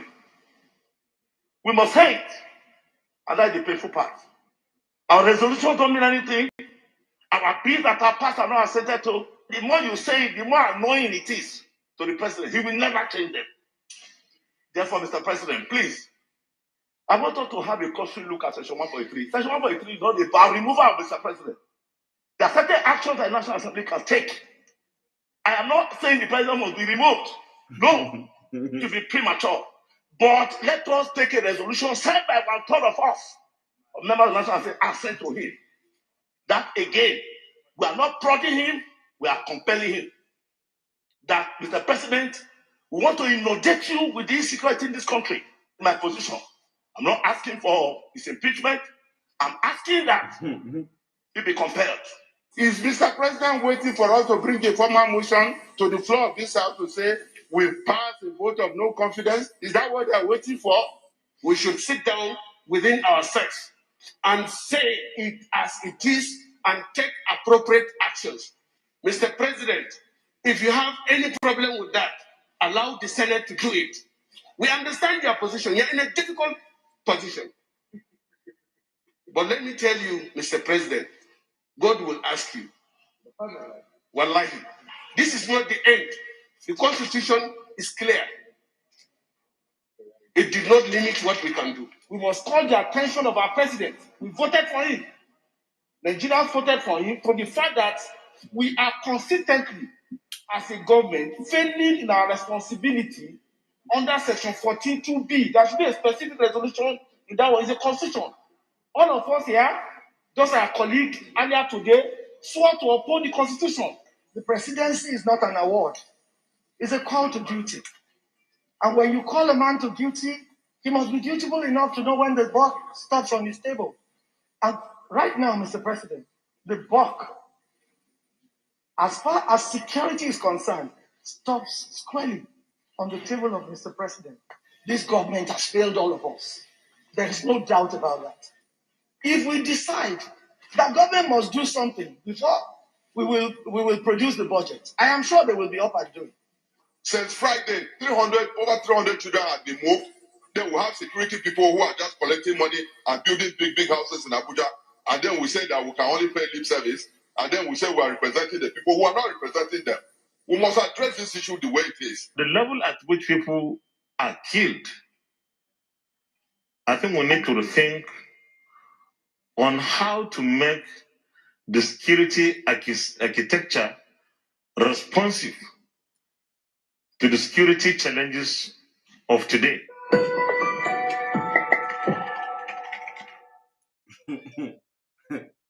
Did you all listen? Did you all listen to that? Did you all listen to that? Thank you, Chinwe Ago, for your super chat. We appreciate you. Did you all listen to that? All these things were just formality. They came. Let me tell you, I said any northern Muslim coming to be activist is fake. And the activists stop where you say changing anything that will, bring the Islamization to a stop. They can never support it. Now, did you see all the people you watch there? You see Alin Dume. Alin Dume. He's what? Mr. President, all these things they called there, all these things they lamented. This is not video of yesterday. All these things they lamented in this video. Has the president done it? But he's sitting there. They are brainwashing you, my people. They are scamming you. Scam. They scam you. They pretend as if they are fighting for you. They are not fighting for you. They are only hanging on. And you are helping them. You are helping this terrorist government to hang on. You are helping them to. What you see happening now is hanging on. They are managing. They are managing to hang on. The thing holding this government and Nigeria is just like this. Very, very thin. It can break anytime. But you are helping them to continue to hang on. You are helping them. How long are you going to ignorantly help this government of Nigeria to hang on? For how long? Now, I'm going to show you one more thing because, our own is that we'll be. Let me play this one. You will hear all these speeches. At the end of the day, nothing will happen. Nothing will happen, and nothing will happen. As an able lieutenant for fighting against Fulani imperialism. Fulani imperialism. In whatever form. Don't let anybody deceive you. He's a born Democrat. Doing everything that's undemocratic. And you people follow him, say yes. Because he was in ministry before. He's now a civilian. You can't tell me, don't talk me that rubbish. The feudalist is a feudalist. And that is what it is. Call a spade a spade. We are suffering in this country. If you really want to remember Ika, fight against the present Fulani imperialism. And let nobody deceive you by telling you restructuring is secession. Nobody is calling for secession. As Governor Fayemi said, we are not secessionists. We are the people calling for restructuring to consolidate Nigerian unity. Anything outside that is Fulanization. You see, one thing about this, our elders, is that thank you, Chidozie Onyemerukwe, for your super chat. We appreciate you. One thing about this, our elders, is that they will talk out of fear. They will say, we are not shouting for secession. We are not secessionists. My brother, what these elders need to know is that Fulani have penetrated and they have what we call institutionalized conquest of Nigeria. They have institutionalized the conquest of Nigeria, and it will be very difficult to stop them except the disintegration, which is, you can put it secession or whatever. That is the only way. Anybody that is coming to romance this world, when you know the truth, all of you know the truth, you will come and romance the truth. You speak English, romance it. We are not a secession. See, anytime you see all this our elder talking, they will end it by saying, I am not shouting for secessionists. I am not. They know deep down inside themselves that is because of fear. Everybody know that Nigeria cannot work again. There is no amount of how are you going to restructure Nigeria? They are not going to allow you to restructure Nigeria. And the evidence are there.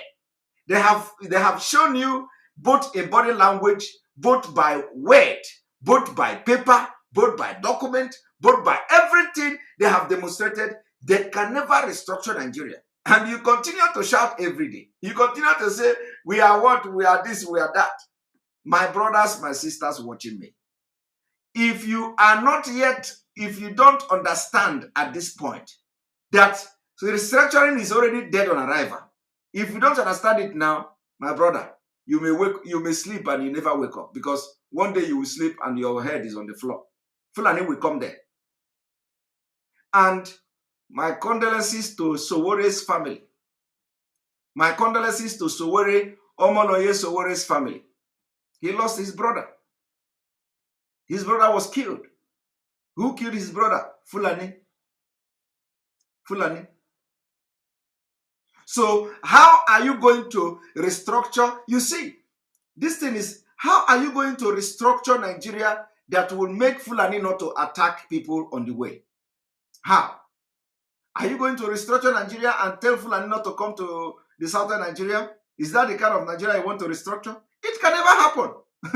Ordinary open grazing, ordinary ban on, oh, that reminds me, ordinary ban on open grazing. Let me show you one thing.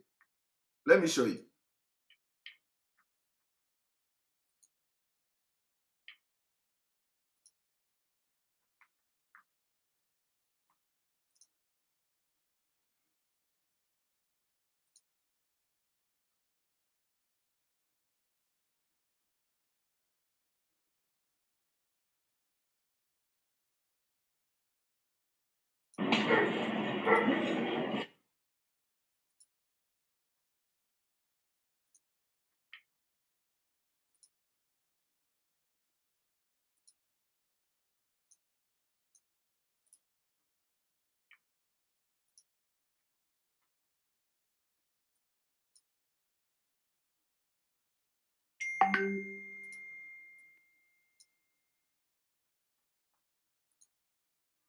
I want you to watch something that will shock you. I want you, yes, in Guinea-Conakry, the military has taken over, yes. I want you to watch something that will shock you. Do you know that Fulani went and open gate, somebody's gate, open it. They went there, they have sex with the cow. They allowed the cow to eat everything. They came out and they were locking the gate back as the owner. Watch it here. As the owner.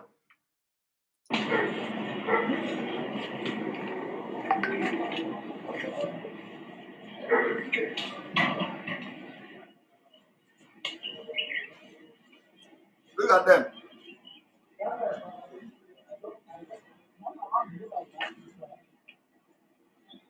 Look at them. The owner, they are locking the gate now. Their gate. The owner is the one videoing them. Look.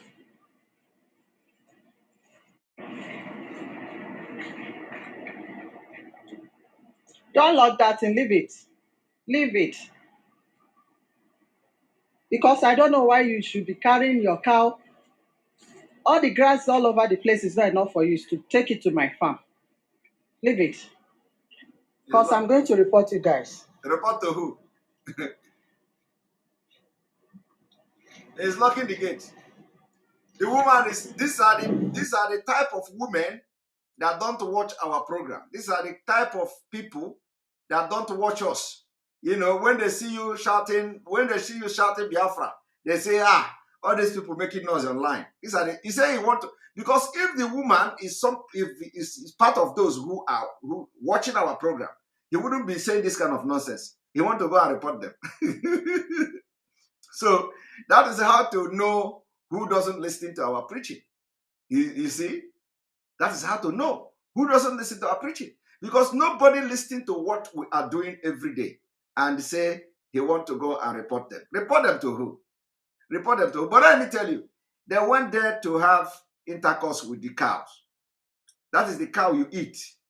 These people went there to have sex with the cow, and you are eating the cow.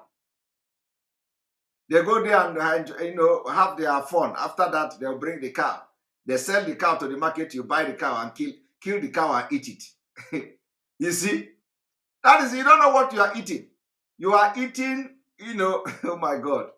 Udoak Iyoho, thank you for your super chat.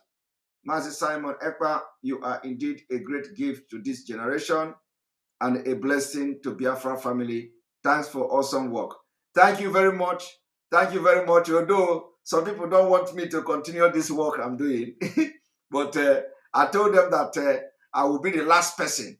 I will be the last person that they are going to do, because they have done a lot of people. So after me, they will never attack anybody in Biafra struggle again until Biafra come. I will be the last. I will be their last bus stop, because they have done it to a lot of people. So I hope that the distraction will stop and we continue with what we are doing. I will be the last person. After me, they know that God will bring somebody that will quench their fire. I will quench their fire. In fact, that reminds me. Let me even my sister Odoak. One moment. There is something called Ofonogu.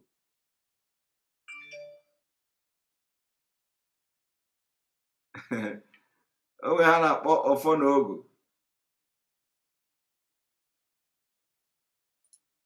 There we go.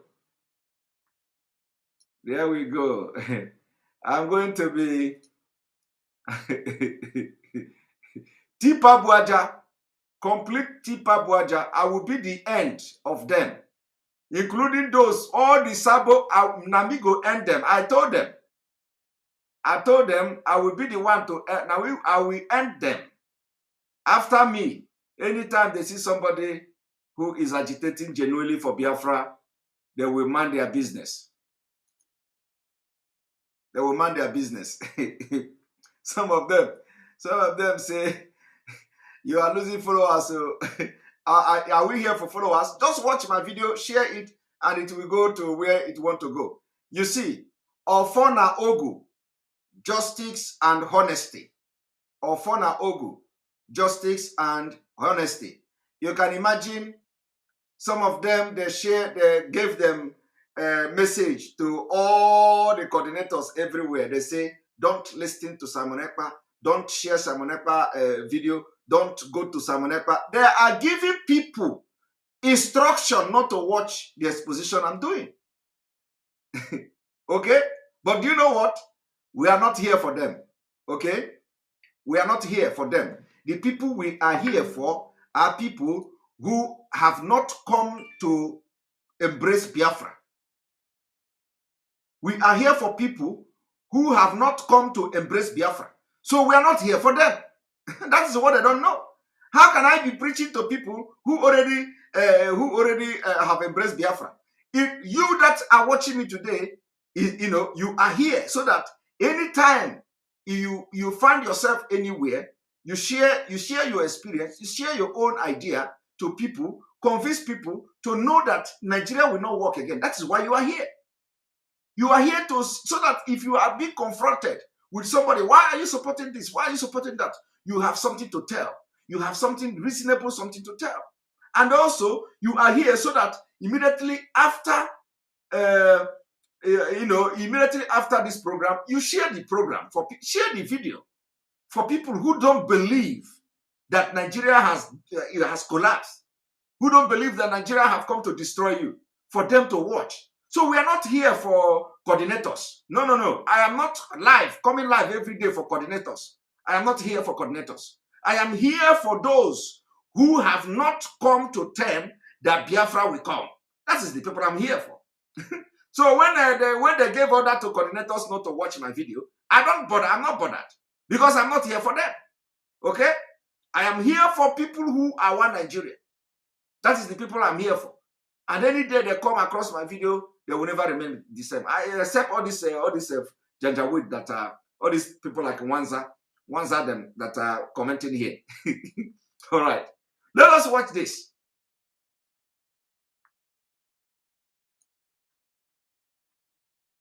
Look at what they did to my farm.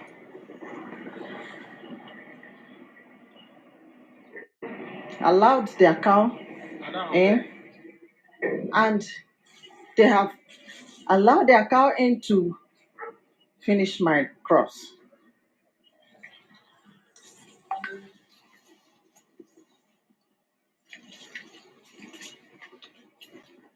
Look at all the cassava plants are down. All my cassava, everything is down.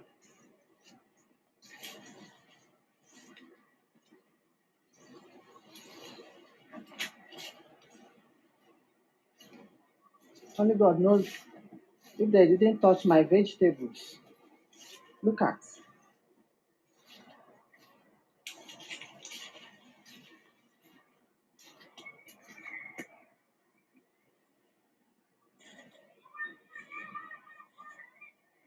Look at my cassava. This is what I suffered to do here this year. And they allowed their cow in to come and finish my crops. Look at this. Look at this.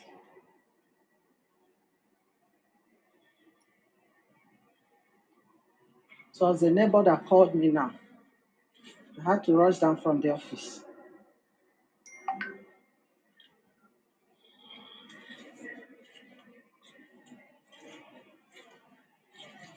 I just pray that my yam, they have not finished that one too.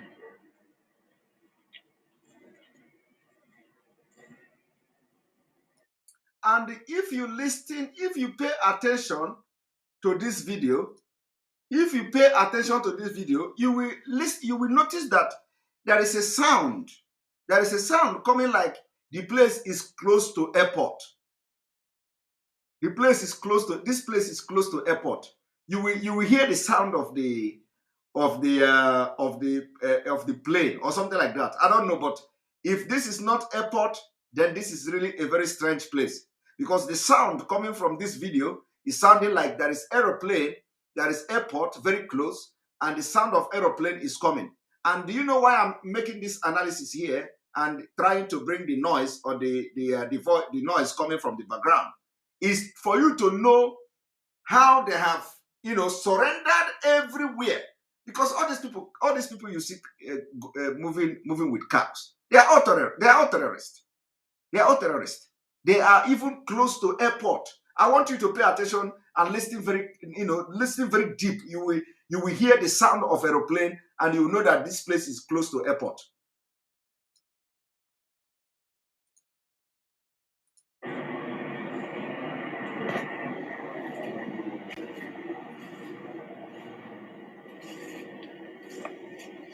Look at my yam. Everything is on the floor. The stick.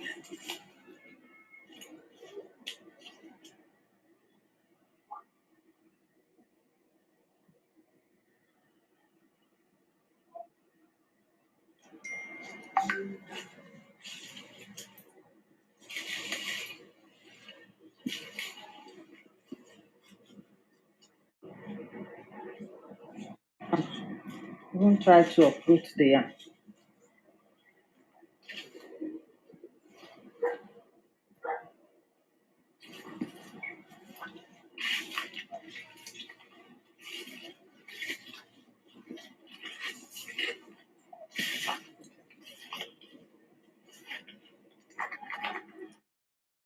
That was how they have, that particular gate now has become their own. Any day they want to have intercourse with the cow, they will take the cow to that place, both in the night and in the afternoon. And the woman cannot do anything. Okay, the woman cannot do anything. Now, Peter Onyekachi, Mazi, but please stop answering Epoki, please. It is not good for you. If I stop answering Epoki, who am I going to transfer my Epokiness to? Are you going to take it? Are you going to take the Epoki part of me? If you want to take it, then let me know. I can transfer it to you, and I will change the name. If I change the name Epoki, who is going to be answering it? All the Epoki spirit in me, where is it going to go? They will look for a place now. If you open your heart now and say the Epoki spirit must enter you, I will change the name. Are you ready? If you are ready to receive the Epoki spirit, let me know. I will transfer them to you and change the name. But if you are not ready, how can I release the spirit to the air and the spirit will be wandering everywhere? No, they must have a place to stay now. The Epoki is what you need in this particular time. Epoki will keep you going. So I refuse to abandon Epoki. Epoki is what have pushed me, is part of the armor I am putting on. Okay? I refuse to abandon Epoki. When my uncle gave me that Epoki, you don't know what he saw. You don't know what he saw and gave me Epoki. So when I told you people that I was called Epoki, I believe by now, some of you you begin to have clue that Epoki is not ordinary. It is not ordinary. You want to go? You want to go?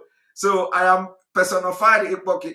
If you want to take the Epoki, you tell me. We open your body, open your spirit. I will transfer them to you. So that's the shit. All right. So I think we are going to stop here. Tomorrow we will continue from where we stop. And then, of course, I can see our brother from Ghana.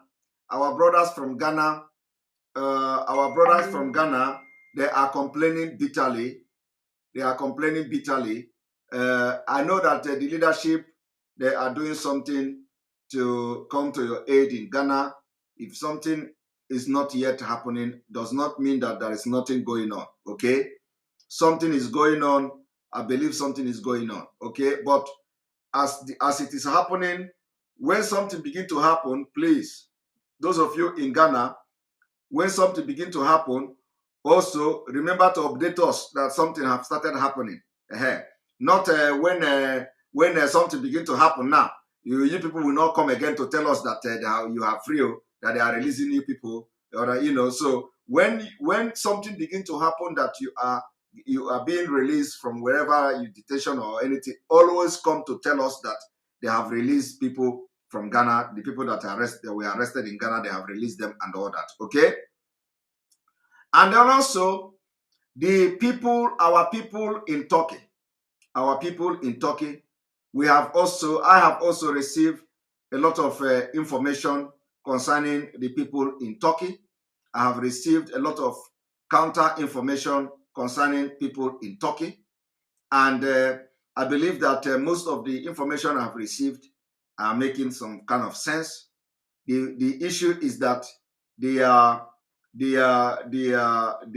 people in Turkey, for those who claim that IPOB was reported in the news as a terrorist organization, is a lie.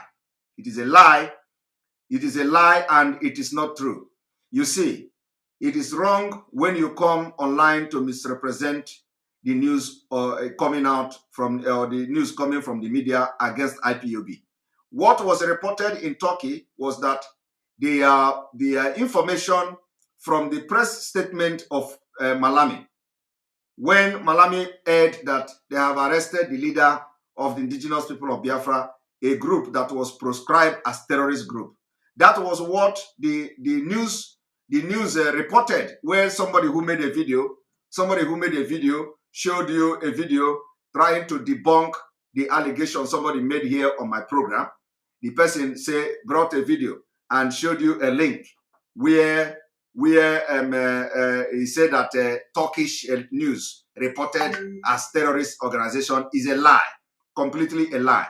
What they reported was the news that during the time Malami made a press briefing that a leader of indigenous people of Biafra, a proscribed group called a proscribed group, tagged terrorist group, were arrested. They were never Turkish government or Turkish authority never addressed IPOB as terrorist organization. So that information is a lie, and it is not true. It is a false information. Let me also make it very clear. As I speak to you today, the IPOB family in Turkey, they are registered. They are registered. So if Turkish government claim that if anybody is claiming that they regard them as terrorist organization, the Turkish government will cancel the registration. But as I'm talking to you today, the IPOB in Turkey is registered, and they even went ahead to give them permit to protest. That is to show you that what they are trying to do is to lie and lie and lie, and we cannot continue to keep quiet in all these lies going on. There is no way a government in Turkey will proscribe you and tag you a terrorist group, and at the same time give you the right to protest, give you the permit to protest. And they know why you want to protest. They know that you want to protest in the British embassy. They say, okay, you cannot go to the British embassy, but somebody will come there. Somebody will come there to collect the letter if you go to the British embassy to protest. So anybody coming to tell you that they are afraid because Turkey is a Muslim country or anything like that is a lie. There is something more to it than what they are saying in the public. So we have to begin to make the people making this decision to stand on their toe. It is no longer the time for follow. We will make you to stand on your toe and make a decision that will be beneficial for IPOB and for our leader, Mazi Nnamdi Kanu. So listen to what I say. I am saying to you today, anybody that comes to tell you that it is because IPOB it was reported to be a terrorist organization in Turkey is a lie. It is not true. Because IPOB is still a registered organization in Turkey today. And they got permit to protest. So if they are regarded as terrorist organization, Turkish government will cancel the IPOB in Turkey.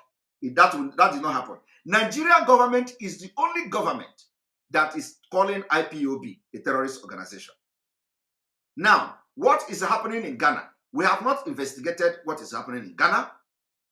We heard that the police the chief of police in Nigeria wrote to chief of police in Ghana or whatever happened. We have not. I personally don't have much information yet. But when I have information, I will also address whatever that is going on in Ghana. And you remember, it is not also it is not different from what has happened in Kenya as well. So people who are coming to defend lies. Some people who Ofo are already dealing with, because Ofo are dealing with some people. Some people have, so you see, you are swearing oath. The oath you swear have already started working. It have already started working.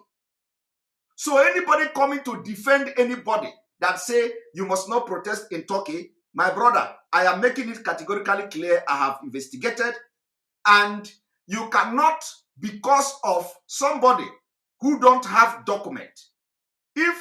Why should you even give a coordinator to somebody who don't have document in a country? Who does that? Who does that? Anybody that must represent IPOB in any country must be somebody that have document. So you cannot give coordinator to somebody who don't have document. And then when something come up, you now say something will not happen because you are protecting the person. It doesn't work like that. It doesn't work like that. So these are the things that we are going to be looking into. Anybody that is going to hold position of coordinator in any country must be somebody living legally in that country, and not just legally. You must have something doing to be able to represent IPOB. So what is happening in Turkey now is they have come with another lie.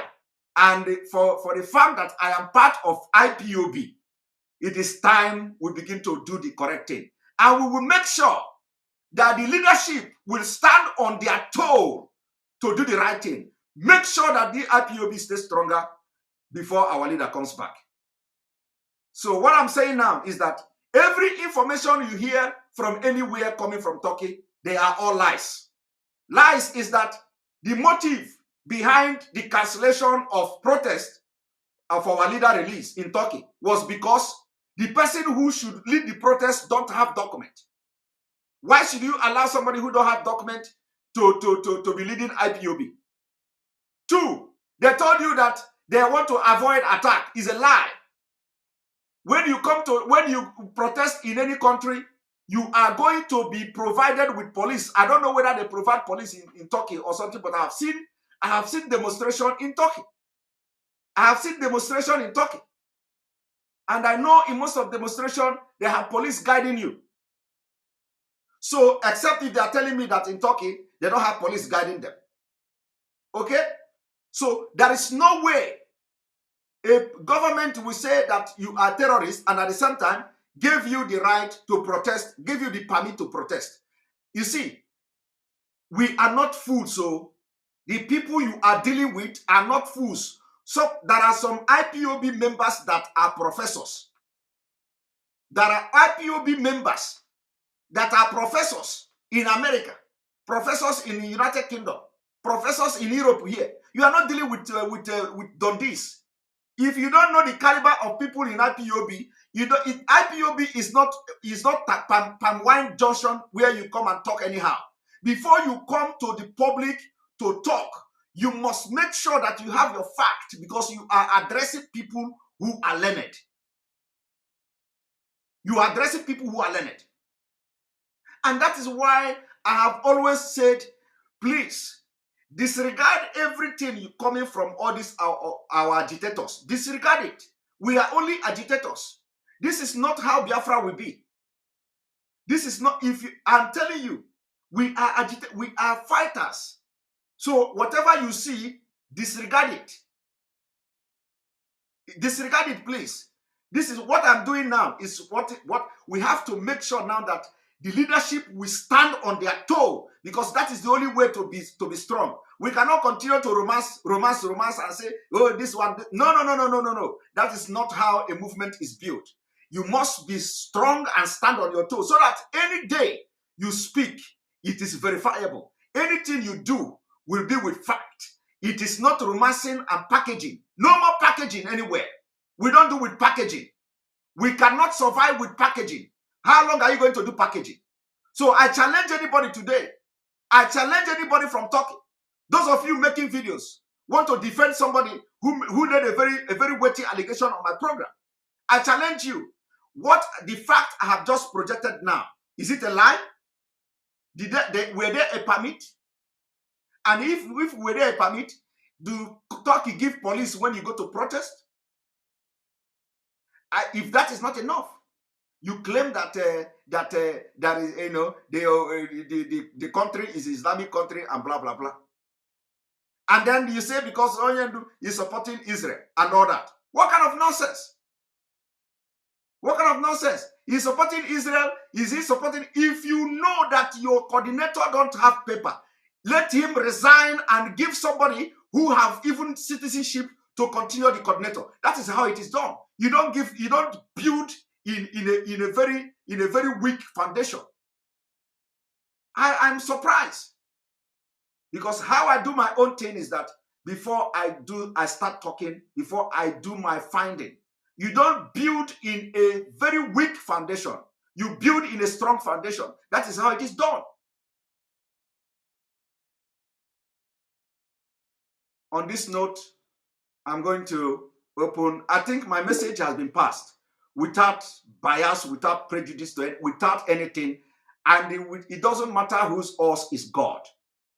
The time has come. The time has come when we will be doing the right thing. Nobody without document should be a coordinator in any way. Nobody. Because it is very, very weak. How can you run an organization like that? And if what I have said is wrong, I am waiting for somebody to come and debunk what I'm saying here.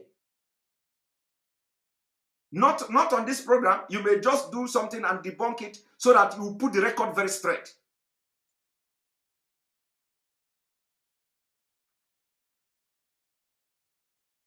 Igwe Collins.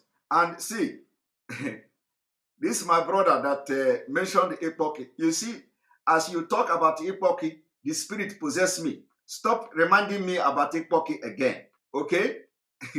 Allow the spirit to come when I want him to come. Don't remind me about Epoki. If you write me Epoki again, I will explode. All right, Ada, welcome to the program. Good evening from here. Simon, good evening. Good evening. What is the spirit of Epoki, please? But never mind. I never heard that before. Simon, right. Please, just give me a few minutes. There is something I want to tell you. Because maybe sometimes, because of your busy schedules, you don't watch some programs that are going on. But I'm home, so I monitor things. Okay. You see, Dr. Malafia, right? Yeah. There is a program in Njenje Media had last week. Okay. Where this girl they call Augusta had Dr. Malafia on a Zoom meeting, right? Okay. So they were asking him that meetings. I think they spent almost 3.5 hours or thereabout on that meeting. So there were a lot of questions they were asking that man concerning. He's a friend to Gowon, right? Okay. And they were asking him why Gowon didn't want to come out and apologize on Biafra war and things like that. Dr. Malafia, the things Dr. Malafia explained concerning Gowon and Ojukwu, honestly, I cried. Even somebody came out to tell Dr. Malafia that what he's saying is not true. Did you know, if you listen to that, you see why they kill us. It's just because of wickedness of Gowon, because of Ojukwu's father had money, and Ojukwu used to smoke and blow the fume on Gowon face. To the extent in the classroom, things like that happen. So that was why Gowon had the annoyance and whatever to kill Biafrans. And I was like, so this is about personal issue that Gowon had. No, I would like you to go and listen to it because I can't explain all to you. I would like you to visit it and analyze it. And that is why I am saying Dr. Malafia, I believe he must have been listening to this broadcast. I want to tell that man that all the time he has been talking, I've been listening. He talked this one today. Next day he talked about, you don't even know where he's following. They have been killing Benue people since 2019, as far as I know. Dr. Malafia have never told these people to come out and protest.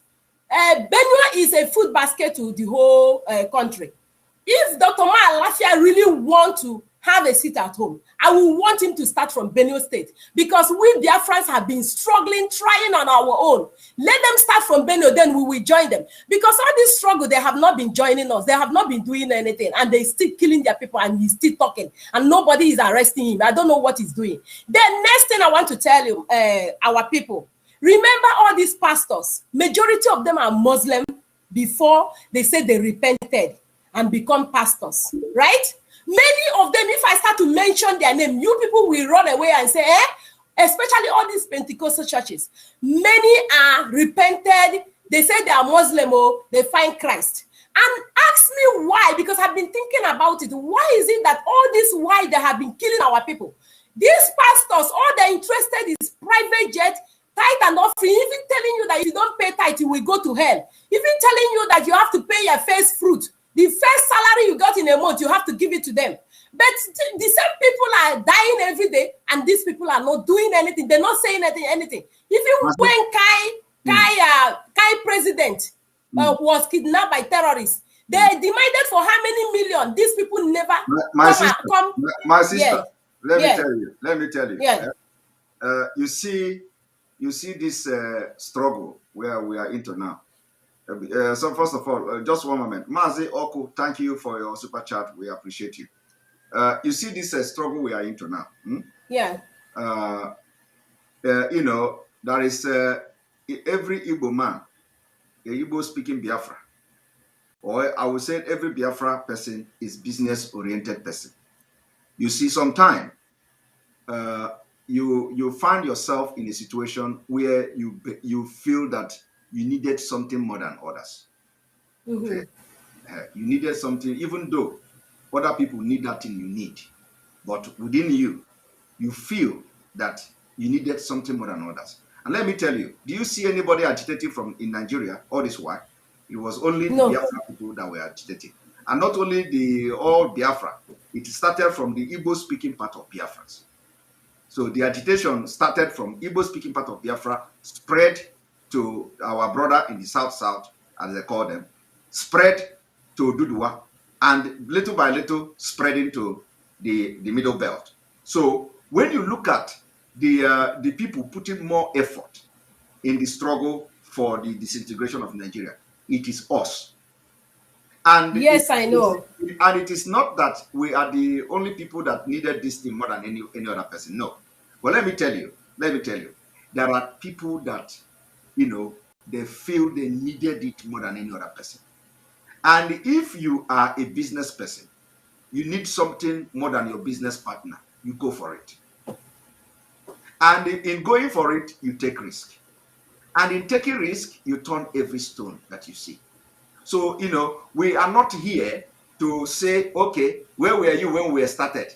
It is not, if you want freedom, you don't do it like that. If you want freedom, you are ready to take risk. You are ready to try anything. You are ready to do anything. It is only try and fail. When you fail, you continue. You see? So it is not about how much you are being hit, but the ability to get hit, punch down, and you continue to move. That is how. Mazi, I'm not debunking sit at home, right? But no, what no, I'm saying, I all these pastors. I know where you are calling. I know where you are calling from, and that's what I'm trying to address. You say that you have started this struggle for a very long time, and they are killing our people, and we are not talking, and you want them to start the protest from their own, right? So that you will know how serious they are and you will join them. Okay? Yeah. Is that not what you're saying?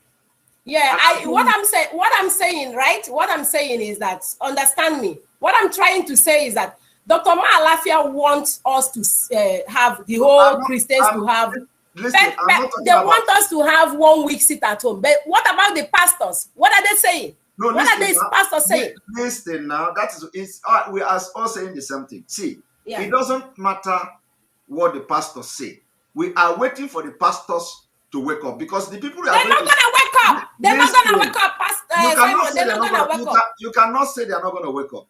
The people you are asking to wake up, they are all human beings. Okay? There are people that are talking today. You never believe they are going to talk, but they are talking. So don't say that the pastor will never wake up, because you don't know what they are thinking. You know our own Father Baka. You know our own Father Baka. Our own Father Baka is talking today. He's talking today. He's talking now. He is not. Our own Father Baka, they even came to him to give him offer. I have the tape. To give him offer. He rejected the offer. He said that the offer you give to me is to release Mazen Namdekan. Okay? So let us not go into do it before I do it, because we need this thing more than anybody. At the same Yes, time, yes, Simon. But remember, our people are in church for too long. They brainwash our people. They don't even pray. Yes, Not that we cannot pray. Listen, Yeah. we know what we are doing. Do you know if you want to catch fish, you cannot just go to water and throw the hook without worm or without something? Do you know that? Do you know that if you want to catch fish, you must feed the fish with something? And do you know why the Bible will always use fish as a reference to fishmen? They call themselves fishers of men. Why do they use the word fishers of men? You see, everything we are doing in this life is already for us there in the Bible. There is a reason for the word of God to use the word fishers of men. Okay? The fishers of men means that you need to use something to fish men in whatever you do. It is something that you need to, even if the person is dying, and you are telling the person, you are dying, and the person all of a sudden raises his hand up. What do? You rush to the person to take the person and save his life. You will not think that, oh, I was telling you, you didn't listen to me, so now die now. And the person is raising his hand, please, come, I promise, I give my life, come and help me. You say no. When I was trying to help you, and you know that if you didn't go to help that person, the person will die. No matter how wicked you are, there is no way you cannot go to that person and help him. Well, I understand what you're saying, right? But let our people brace up. Let them not, because things are really happening. It's not when we die. Listen, it starts from us. We must be very positive. But our people are mainly in the church. Our people are mainly in the church. That is what we are talking about. There are many in the church. And that is what we are talking about. So we need to also know that some of them don't know what is going on. And the way we are preaching to everybody is the way we should be preaching to them, and this preaching going to them as well. So they don't know what is going on. Everybody is being hypnotized by one spirit or Fulani or another. So we're going to get them out, Simon. How are we going to get them out of that? We are going to get them out by you now giving them word of encouragement, because they don't know what they are doing. So it is the word of you cannot sideline them. You cannot say, let us leave them, because they didn't know, all this while they did not talk. So now you cannot, so let us leave them. You cannot get what we are looking for without them. That is the fact.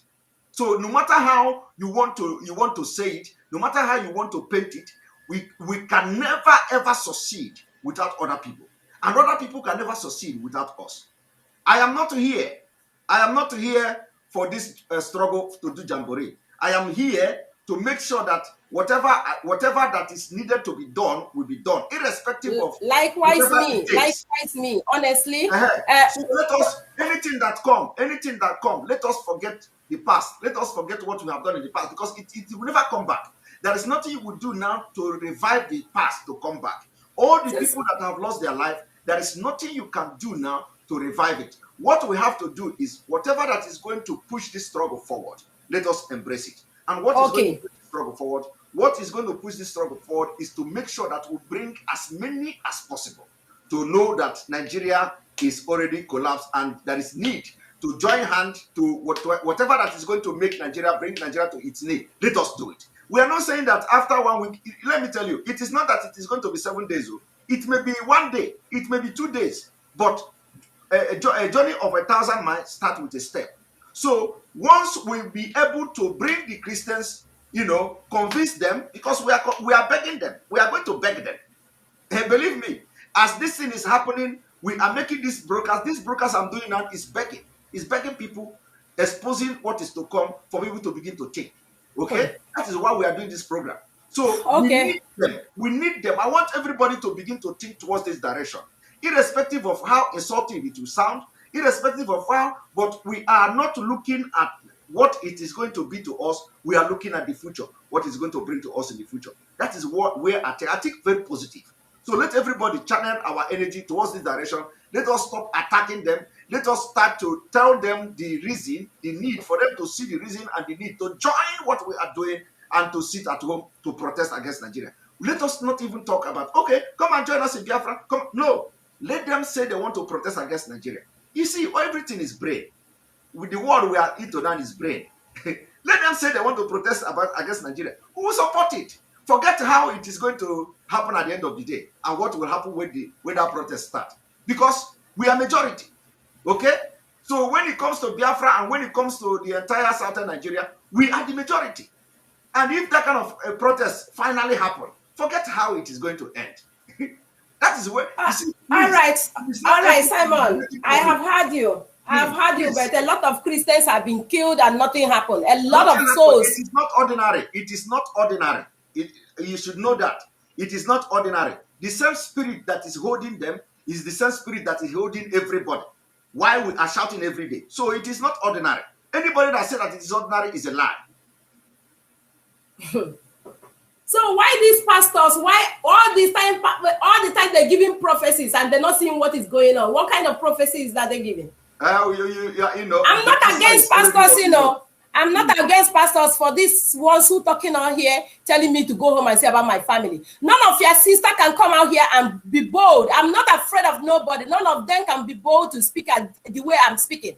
I am telling you all, let all of us wake up. I am not talking about that pastors are not, some of them are not genuine, but what I'm saying, I am smelling something that some of them are still Muslim. And they have crowd that they don't want to tell us what is going on, how to prepare ourselves. That is what I'm saying. So all these ones who are talking nonsense here, they let them go and sit down because bring your sister or bring your wife. If all women come out and start talking like me, things will get better. You men, you men that always talk nonsense on this chat. None of you have the ball to come out to say a reasonable thing as men and act like men. All you're doing is gossiping. Shame to you all men. Shame to you. Shame to you. Mazi, please, concerning election in Anambra State. No election in Anambra State. Because there is something that happened in Aba 31st where people water almost on their neck and they're dancing in the water. Our people, sometimes I ask myself, I say, are they normal? Are they really normal? You people are suffering. You cannot even stand. During my father's time, when my father then was alive, they used to fight. This man that is not talking nonsense on YouTube and gossiping around, they don't even have no ball on in between their legs to stand like a man and fight. They can't fight. All they do is, if they travel overseas, they say the bridge should break. Let no other person go. You understand? I am rugged. I don't bloody care what any of you say. Bring your sister. Let all of us come out here and fight so that we will get our freedom. That is all we want. Freedom. That is what we want. Don't come here and start discounting me on what I'm saying. Because I'm a woman of honor, a woman that thinks about other people. I am not in Nigeria, but I think about other people's life. Yes. Shame to you people who talking nonsense here. Shameless people. If they do like you, and very active like you, I think. Let them come out. I want every woman to come out and protest. Let all of us come and tell all these hoodlums that they call themselves governors. All they're doing is all these girls going to collect money to buy hairs and all sort of nonsense. They don't think about their future. They don't think about their life. They're showcasing the kind of car they have. You understand? But they forget about our life. Let them come and bring your sister out, bring your wife out, so that things will get better. Thank you, nonsense. thank you, Simon, thank you very much. God bless you. Sister. Thank you, God my bless sister. you. Thank you. I'm going to play a video of one of the pastors that are talking. Thank you very much, Lord Michael. Dear sister, please listen to word of wisdom. The pastors are not our target. Our target is toward the people in the bondage of the pastors and imams. Exactly. That's exactly the fact. Now, let me also play this. It's not like some of the pastors are not talking. Some of them are talking. Some of them are talking. And so we want that talk now, to traject into action. We want them to leave that talking and then join the action. So, and that action is something that everybody must join. Can't you resign? Is it by force? Things going out of control at various levels, and people are still sitting there until everybody dies.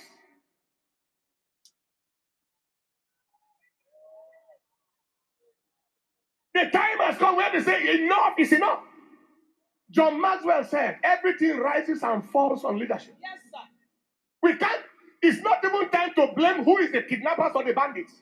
Where are the people in authority that can make kidnap to end under 7 days if they want? There are kidnap cells everywhere in the bush. We have modern navigation technology to locate everywhere they are under 24 hours. Everywhere they are can be located by satellite. And then the people they kidnap pass through roadblocks.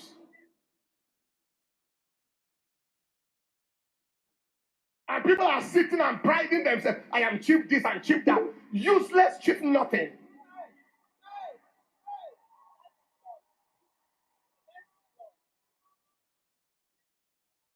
Stand up on your feet and let us pray.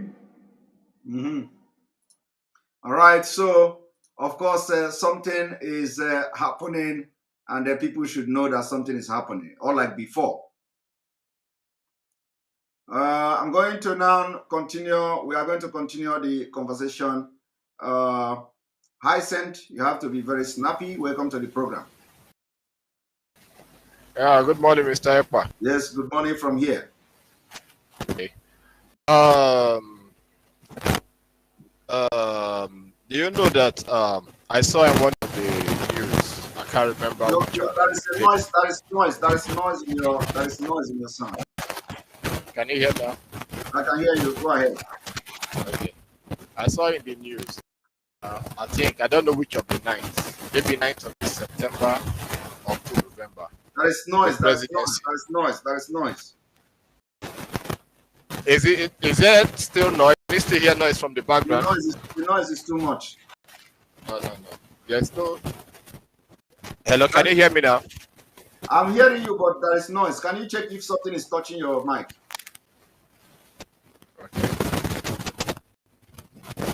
Is it okay now? Check your mic. Check the mic if something is touching. If something is touching. Oh my God. Can you hear me now? Yeah, I can hear you. Okay. I saw in the news Buhari going to visit Anambra State within the 9th. I don't know which of the 9th. Maybe it's 9th of next month or 9th of November. And I think we should really be looking at that because he's going there to promote this election, the Anambra election. And we must do what our leader said that we should do. No election in Anambra State, no election in the whole of Biafra land. We really should look at that and take it more serious. That's one. Two, the man in Conakry, Alpha Conde, they are Fulanis. The president they overthrew. They are Fulanis. They call them the Fula of that area. It's Fulanis. So that guy, you know, during the presidential election in Sierra Leone, he went there to drum up support for the Fulanis to be in charge. Those ones made them understand that they are foreigners, they are visitors, that Sierra Leone is not like Nigeria. So they discarded them. But eventually today, the indigenous people in that land, they've thrown them out. And I heard what the military commander said, that it will never happen again. Power will never be invested in a single individual or group. So we should learn from that and know what we are going to do about such in Nigeria. Then finally, before I go, the guy, the Osoji guy that always likes making swearing with Osoji and so on. I don't understand why Biafra men are like that. Because if you look at the other man, the Masop guy, he raised up the Bible to swear. As Asari, he raised up the Quran to swear. Is that what Biafra men are designed for? Always swearing. There is no intelligence in them to make any with lie. In fact, their name should be Linus. They lie without limits. Wireless, broadband liars. Now, they did, okay, look at the man, Alpha Conde.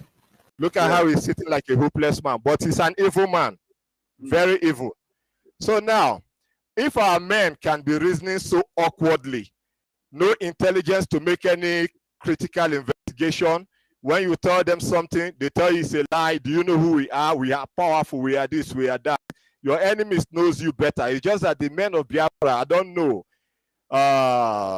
if there is a spiritual exchange. They exchange them for the women to be active and the men docile. They are always busy gossiping, talking trash. At all times you see them. Look at allegations coming or what the women are doing. The women are giving constructive reasoning, doing better investigation, making better submission at all times. But if you bring it up to the men, whatsoever you want to call yourself, maybe this their ego is too high. They don't bring it down. They just come out, do you know who we are? We are this, we are that. Everything you say is a lie. It's rumor, is this. My men, make a constructive submission. Substantiate your point. Why do you have to debunk this? Hey, everything is lie, it's lie, it's social media. But once upon a time, they called us social media country. They said everything we do is on social media. Why is it that today that our leader is not there? The people in charge are saying that everything that comes from social media is fake. Nigerian government is using social media to infiltrate the organization. Is it today that Nigerian government all of a sudden will overtake social media from our hand? Is it today that the era of the FGN will now overtake the IPOB e-warriors? It's absurd. I've not seen such a thing like this. The men in this struggle, the majority of them that are ahead of us are like blind bats leading other bats. They are leading us to destruction. They need to be proactive. They need to stand on their feet. The women are taking the lead. All they do is come out and carry osoji, a bunch of pepper, and make stupid swears up and down. The guy that talked about the American women, our leader said a woman in America gave him $100,000 cash to support the movement. I'm not talking of any other money that the woman would have done or her contribution. What has that guy ancestor, from his ancestors to his generation today and his generations to come? Can his generation bring out $100,000 and dash an organization just as the woman did? Instead of him to come out and make apology for his errors, all he can say is he resigned. You see, pride, as the Bible says, goes before a fall. Arrogance is not different from ignorance. And why is there arrogance? Why is there ignorance? Both of them work together. An ignorant man is someone that does not want to learn because he feels pompous arrogantly because he is in a position.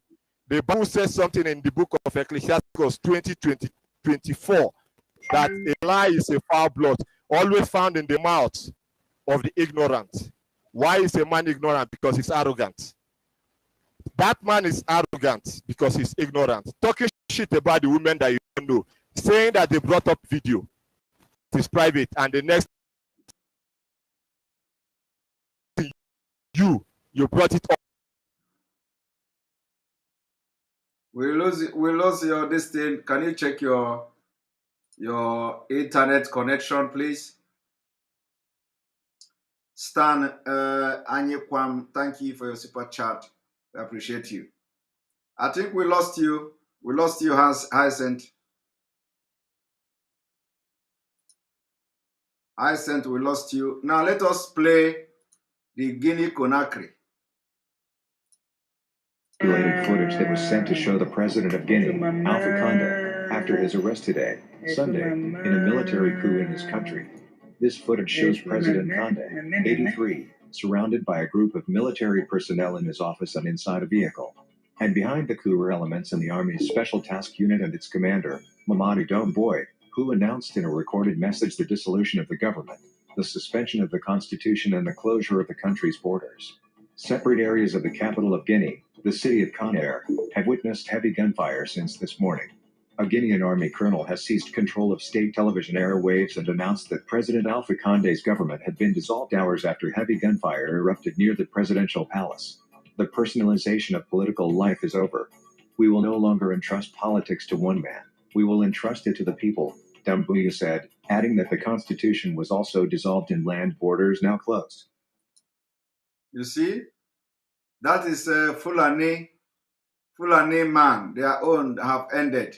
Fulani rule have ended. The people rose up and hijacked the power, take the power away from evil Fulani man. Ogechi, welcome to the program. Hey, bros. This one where you come join today for make I reserve you for the last caller. Make I reserve you for the last caller because you know say they get special time now. But I don't know. you can go ahead with 2 minutes. Yeah, bros, I greet you. You know, say, oh yeah, they your head, bros. You know the oil where they your head. The yarn they go. No be granite oil, no, this one, all those olive own. You know, say, our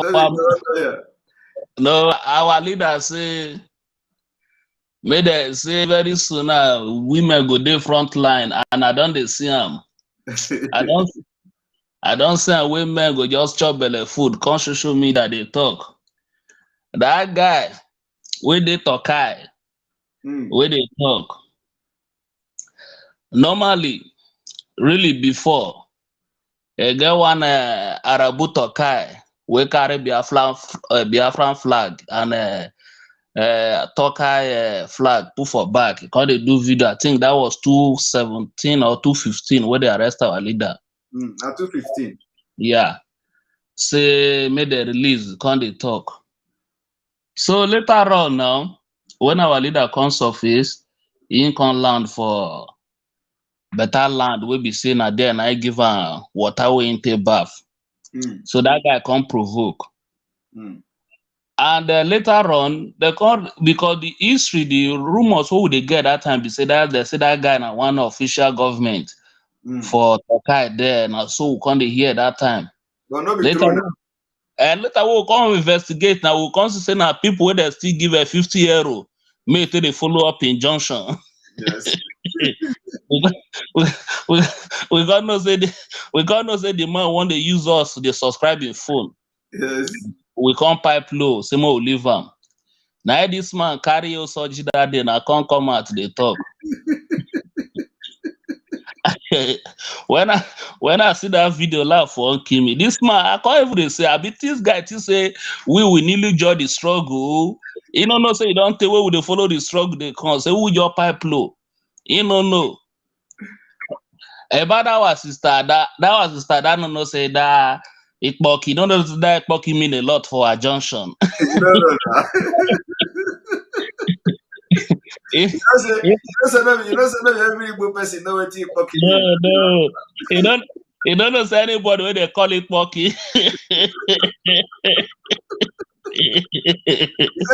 You get what spirit where they call the possessor. I remember that time when my father with my brother go school like this. They'll come carry Pikin come say my brother beat him. Say my father go say okay good. He injured him, they'll say yes. How much? I take 100 naira, go buy paracetamol, drink. No fight again. No. After they don't go, our father will come tell us any day we will cry, come house. He say you know they find trouble, but in they welcome trouble. Yes. So don't let them beat you, beat them. Yes. You ready? So that's the stand up nothing I did that pocket for they come. Now they groom original. So what I'm saying, my brother, be say, waiting I want to let you know, be say, what you go avoid. Anybody will come for this channel. You not say your channel a free channel where we say everybody they talk with it they mind, they talk how it be. So but what you try to accommodate or to avoid, be say anybody with OS matter can't give you. Give them the right channel. Tell them say me they go complain for Radio Biafra. May they go call there. The number they there. Anything where you want complain, go there and complain. Don't come here and tell us. May not be like say now you they send all those one. May they come they call DOS. Say they know they do this one because you understand. So because our people now funny type of people where they be, they go see say this thing na truth, but because of the grace where you carry, nobody the same grace where they carry. They no go see them for the angle where you take they see them. They will say they arrange because this the way they don't they talk now. Now what they tell our leader that time where if people call some group of people they go come out, they will say our leader they arrange people made they call them. Now The same people gather dey the same boat where they carry us, they go the riverside now. Now them now come they talk, so you don't dey arrange people. So say one thing we say this struggle now waiting our leader take build them now make you be white, make you just make sure say you stand by the truth. yeah, and It no matter who waiting person they think, truth to be say you will always there. And then for those of us who believe in Ofodo Obuna, it doesn't matter how the tribulation come, it will come. You stand your ground. At the end of the day, the truth will still prevail. now that truth where our leader hold. Now make Fulani when Fulani people thief am for Kenya, they no fit kill am. Because that truth, he use that truth they go. Our leader tell you say if you know the one way he don't do, he hide and you see him, come and talk am. So I don't know why this thing can't they pain these people now. When person chook them small need for nyash, or they have caritina but pull their nyash will come pull. It no can't they pay them. Say why you chook this needle? Why you chook this needle? But then believe say if you then do bad, may you cover them. They don't want me you chook the needle, may the blow no go bust. But like this, so who would they chook them? But say that cover now end the world would they run away from. If you go ahead. So if we cover now another bad thing would they do though. So but not be everything you go the yarn, you understand? You get the one we say you go put everything to the right direction. So if you notice that one now, make the cover them, you go chook the needle, make the tire bust set. So that after the tire come bust finish now, we will come buy new computer. New tube come put. And waiting I want talk for the election matter. Anybody we come now, come they talk about election. Normally when our leader deal with us, he say no another election for Biafra land again. And I believe say today they say the Directorate of State, which is Mazi Chikedozie, he go come address us today. And more will fair wait. If he address us about the election, more know where we stand put. Because we believe saying go talk go that side so that everybody will calm down. In already the see for the hair say many of Biafran they don't want make Anambra election. So I believe say Ingo do justice for there, and Ingo want the one where we say because there's a majority now carry the vote. I see where Ojus Okano and Eufanyo Bawde they dance as Zonto. Now say okay, APC people they don't dance as Zonto now. Say now they dance as Zonto for this thing. You still remember that thing where we say for primary school, if somebody come gas now, They'll say who mess up. when the thing called the smell now, they'll come carry broom. They'll come carry one broom because say who gas? Who mess? They say who mess up now? Odo say na teacher. They go carry a took for your jaw like this. They will say what if the thing stay. You don't say that you guys, but you don't say the thing they work. And they walk now. It's walking one. My brother, no one I make can leave you another person call. I mean, when you hold your handwork, say we will not too call like that. If we walk on once in a while, we will go they do some investigator more first see how the thing they go. Like that guy when I tell you how they follow up, the guy don't they change he write in small. You they look up. No, they know they play man. They know they tell man what he go do and but like this, me a fair pipe load, they observe them. You understand? My prayer be say me our leader come out.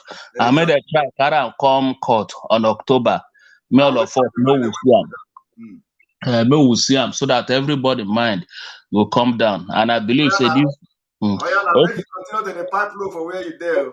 Okay, bros, no wahala now. Greet Adam for me. Tell us say big uncle dey halaran for this junction. I go yana. Okay, bros.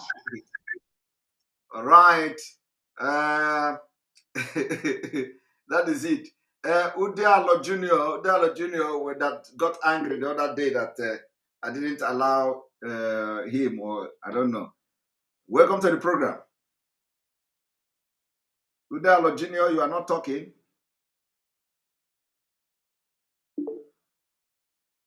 Udalo Junior, you are not talking. I can't hear you. All right, Bro Chidera, welcome to the program. Master, can you hear me? I can hear you loud and clear. Welcome to the program. Yesterday, was it yesterday or 2 days ago you didn't talk? So welcome to the program. Yeah, and I believe it. Obato Bekanangi. Udo. AKA Ogologo abọ na nwa m etona. Ogologo abọ na nwa m etogo. Mba, ogologo abọ na nwa m etogo. Ndị a na-amaja anyị. Ọ bụ na gị na-achị ikwu, the first thing I ga-agwa gị bụ ma aha one. How many years I will start following our leader? Do you know how old I am in this struggle? Do you know how old I am? N'enye ike anyị na nkịta. Onye ndu just shift to just ka o jee nye ọma amịrị n'ihe anyị na-ezuzu. Na ihe anyị na-ezuzu. Ogologo abụọ na nwa m etogo maazị eziokwu. Ka m bikwa ma aga n'iru nwebere time agwụ. Ihe check video, this particular video in Arise TV. Where, you know, why I said that our people just, in a way, try to put enmity where there is none. Arise TV granted an interview to Mieti Allah. I heard you weeks ago, months ago, when you are crying and shouting that the Southern of Sokoto is a board of trustee of Mieti Allah. Yes. People didn't believe that. Mazi, go to that video and Arise TV. I send it to you. Look for it on your WhatsApp, or you can go to Arise TV YouTube and get it. You hear the Mieti Allah. I don't know whether the position that guy hold. He confirmed it by his mouth on a live TV. Secondly, Mazi, he's busy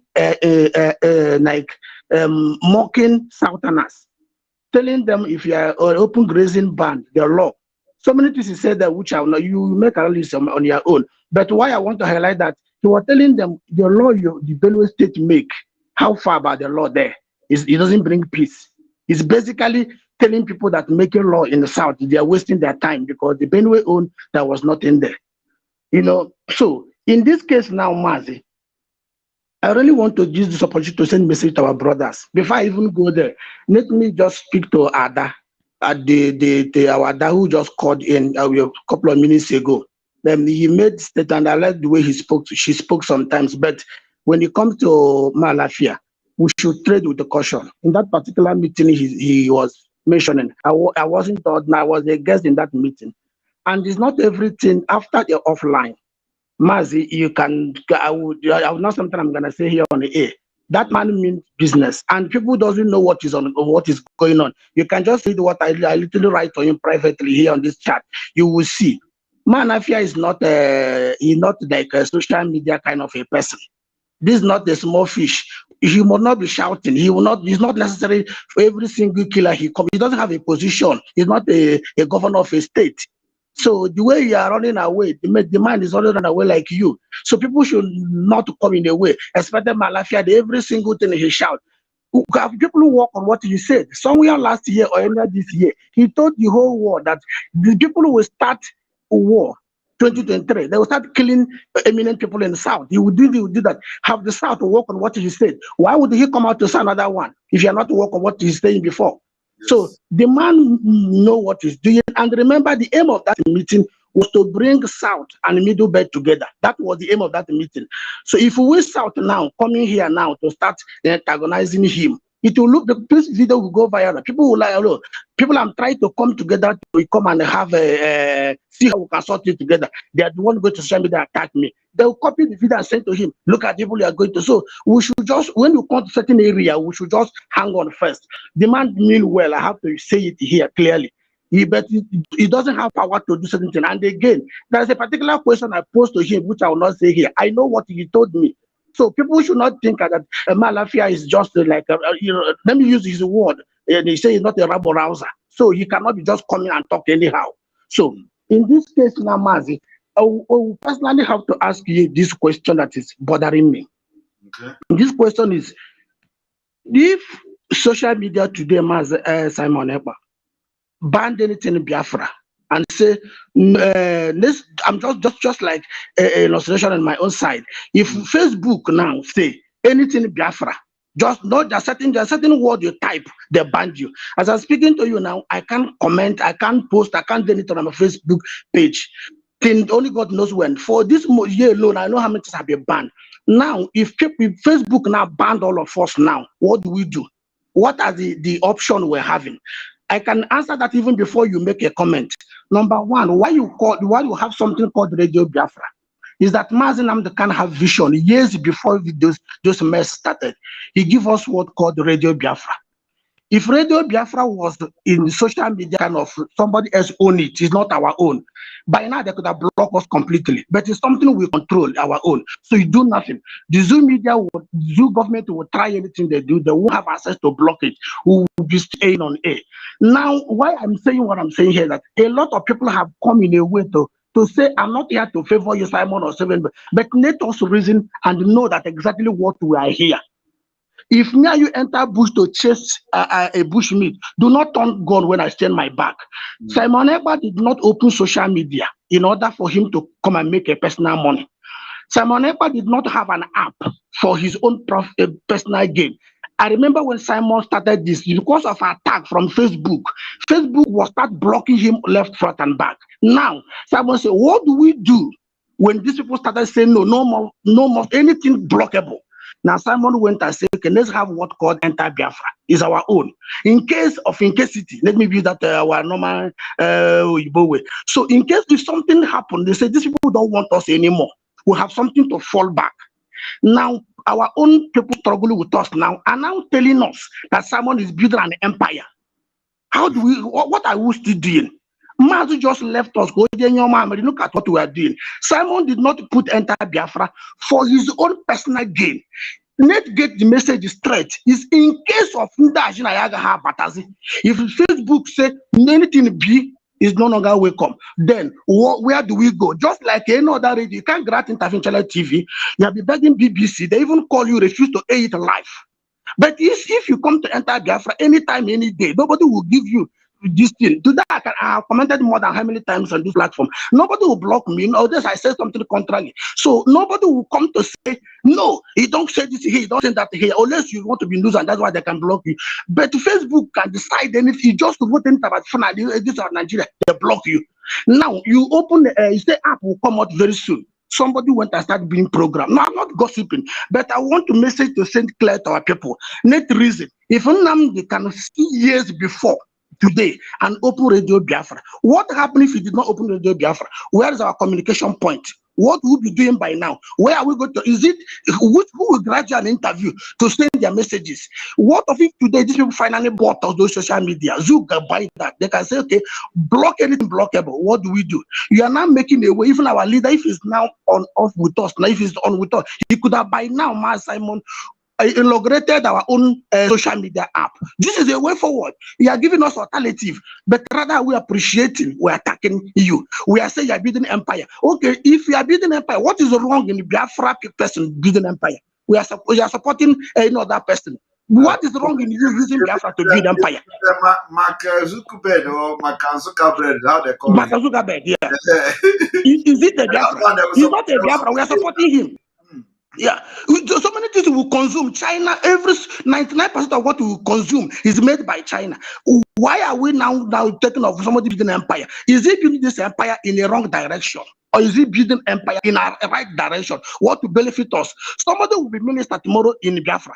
Is this person suggested something? We all jump somewhere and come up and start saying, why must he be? We can't carry this spirit along. It will not help us. Mazi just go there, negoti high in Photoshop and down. This is not healthy. To be honest with you, Simon, it's not healthy. So many things I would like to say, but let me drop it there because I want others to contribute. But let me just say this before I drop my Simon.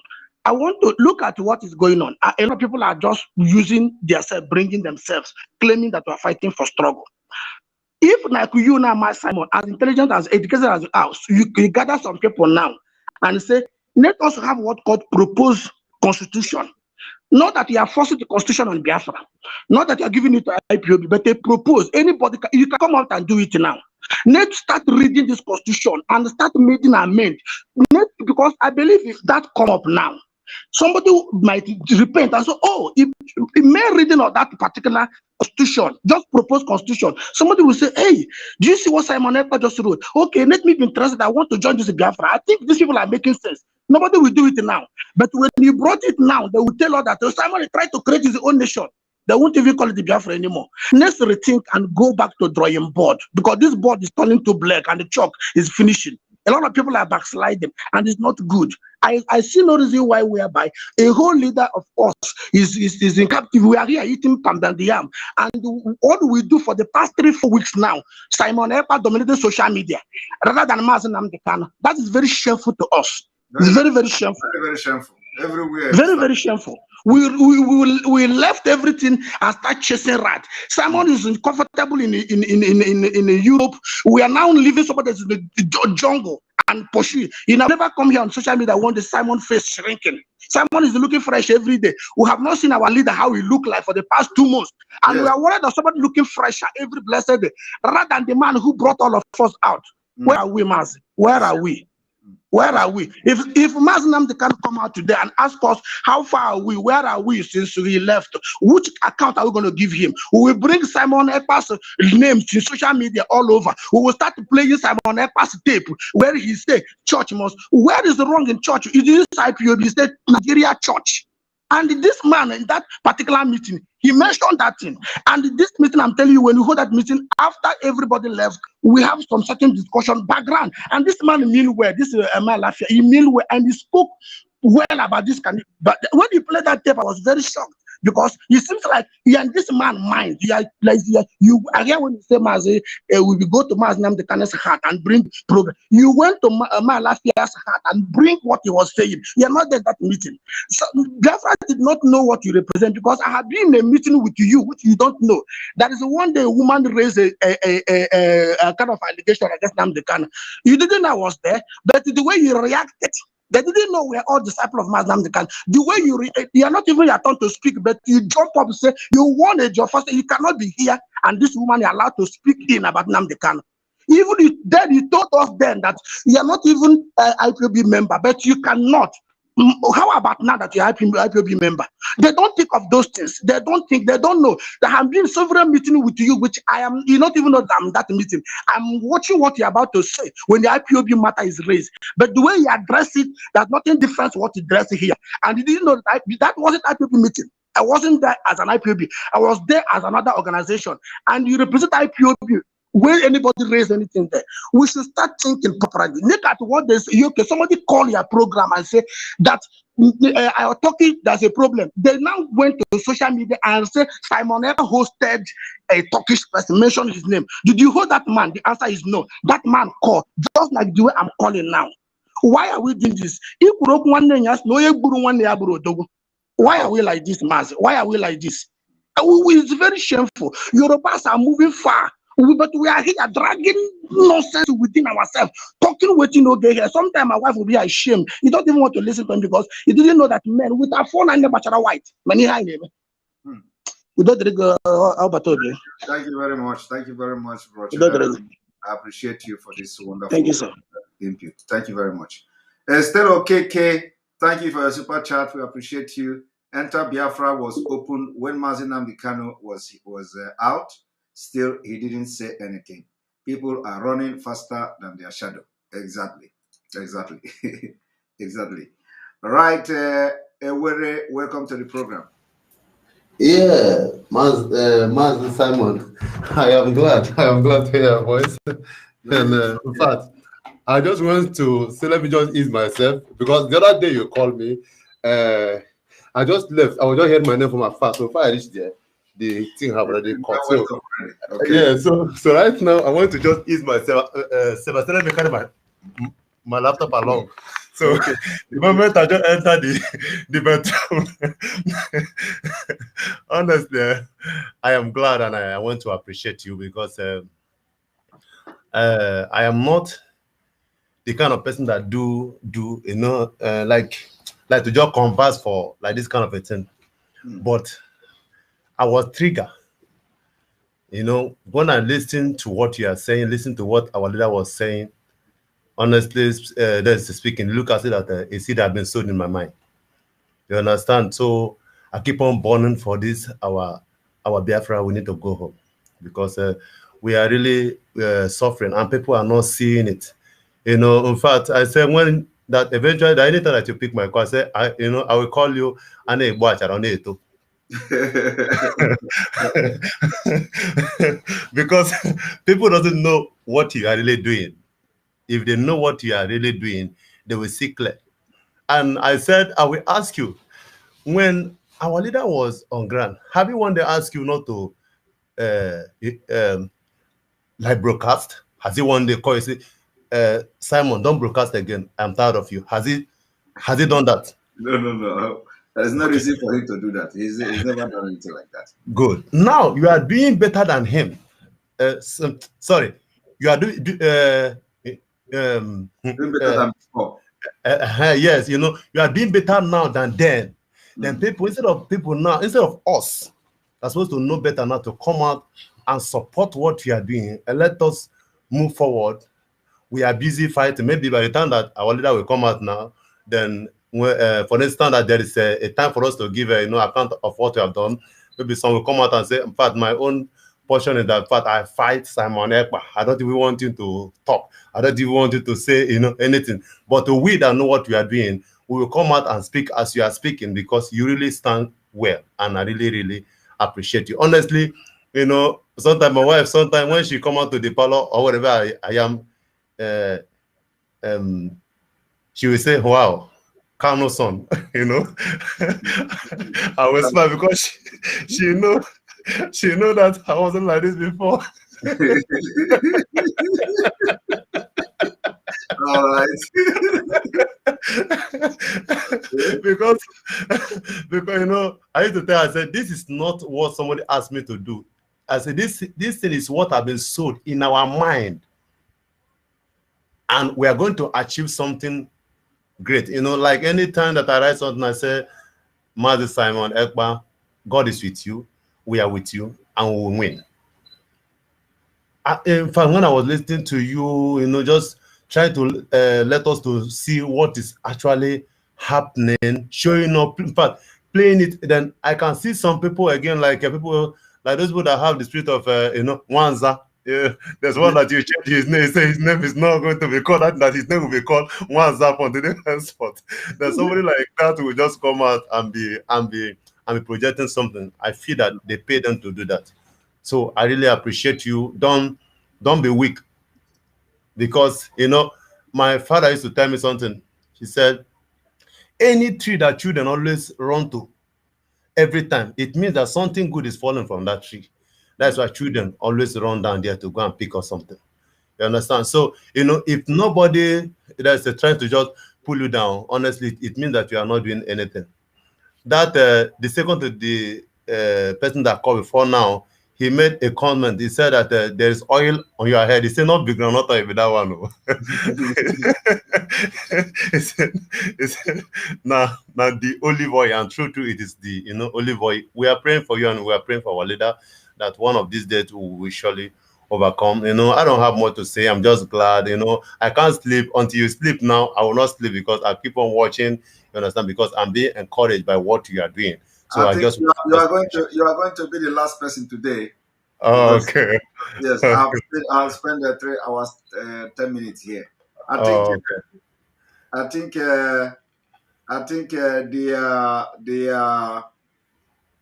think it is good that we are having this program like 3 times or twice a day, so that Yes. it will be like 2 hours every time, or 1.5 hour, so we can have more. The program can be more of sharp instead of this long, because not Yes. everybody will have time to watch after live broadcast, to watch program for 3 hours and all that. But Yes. so thank you very much. You're gonna be the last person on this show. Thank And you. those of you that are yet to talk, I apologize ahead of time. By tomorrow, you are going to talk. So if you know you are waiting and you didn't talk, please forgive and pardon me. I have to also go to sleep, because tomorrow, this morning is work. I have to go to work as well. So I want to be brief. Chooks, Chooks, you have to come again tomorrow. I can see that we have Chooks Okeke. I think Chooks Okeke is from Turkey as well. The controversial Chooks Okeke from Turkey. So please, tomorrow you can come. And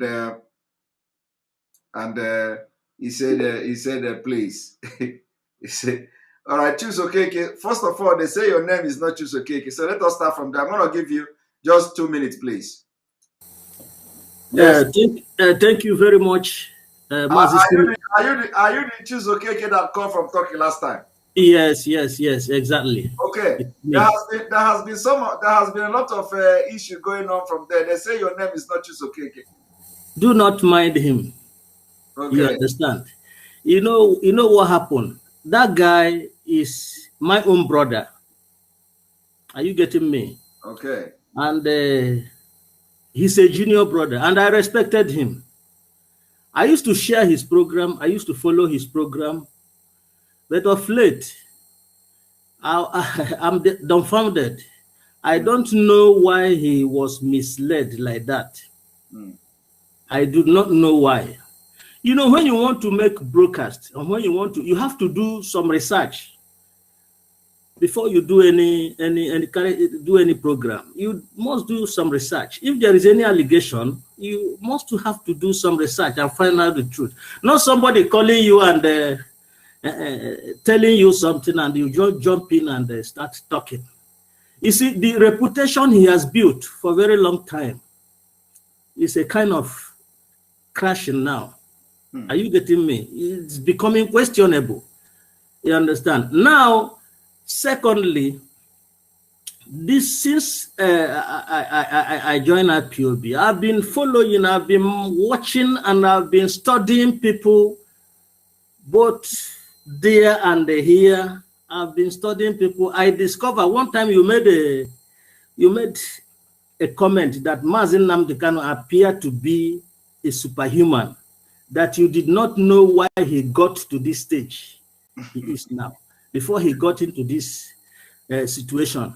Are you getting me? What I discovered is many people in the past, accuse Mazi Nnamdi Kanu that he took over everything. He doesn't want a deputy. He doesn't want this. He doesn't want that. He carry everything on his head alone. Some of them even mocking him. Are you getting me? Now I begin to understand why it is like this. You see, many of our principal officers, they do not know how to manage classified information. Many of them. So they are security risk. That is why you see Nnamdi Kanu is doing what he's doing. We always quickly to jump in without proper. You see what is happening couple of weeks now. Kano, what do you call it? The junior brother. He did this, the secretary did that, all these things. Do you want to tell me that Nnamdi Kanu, who is the victim, has not even talked to his lawyers exactly what happened or who betrayed him? If he is betrayed, that is, if he is betrayed, who betrayed him? Just imagine. There are so many of them. Believe you me. And they forgot that there are very learned people in this IPOB. Even those who are Biafrans, very, very learned. As we said, somebody said professors, doctorate degree holders, experts, security experts, who knows what is classified information. Every little thing, they will just jump inside Facebook. Imagine that guy, the Nnamdi Kanu junior brother. Imagine when he got the information that if he got the information that they have held this guy, our spiritual leader, and he just come to Facebook and announce it, something like that. You see, it will have gone viral. Yes. Because of that, anything could have happened in that place. Are you getting me? But these people handed him over, at the dying minute. And immediately they handed him over, we knew. Let me tell you, my dear brother, some people are afraid that they may kill that guy or harm him. Yes, they have hanged him, but they cannot kill him. Because Mazi Nnamdi Kanu, our leader, is just like Igbo people say it. That is Yes. the fly that perched at the peanut. Yes. You can't So kill when it. you hit it, you break the peanut. Mm. And when you leave it, it continues to bite you. Mm. You understand what I'm saying? So it is hard time I'm not saying to bring me in. They should overhaul those people who are called principal officers, those people who have no new idea to contribute. Their liabilities then. All the while Nnamdi Kanu was preaching, talking to us. You see that he was just covering all these people, doing the job alone, except people like you and some other people who are, having program in the Facebook. When Nnamdi Kanu was broadcasting, you were doing your job. Nobody was, questioning you. Mm. And he commended that you were doing a perfect job. Nobody whatsoever. But today, what is going on? You see, hate, mischief, and jealousy is a very big disease, very big sickness among the Igbo tribe. And we cannot go smoothly forward with it. Hate, mischief, and jealousy. There is no way we can bury our thought. Let me tell you. Everyone wants to bring his dream to reality. Do you want us to become communists? Where no one have to, voice out. And there is no avenue prepared. Let that avenue. We know they have command and control. And those of them that are talking command and control, command does not even know the full meaning. I mean, the real meaning, deep meaning of command and control. See, in the military, sometimes you give order. And the order can be flouted for the interest of the troop. Interest of the troop. And when somebody is court-martialed, that person, they will give him, because of that person, they will give him the opportunity to express himself.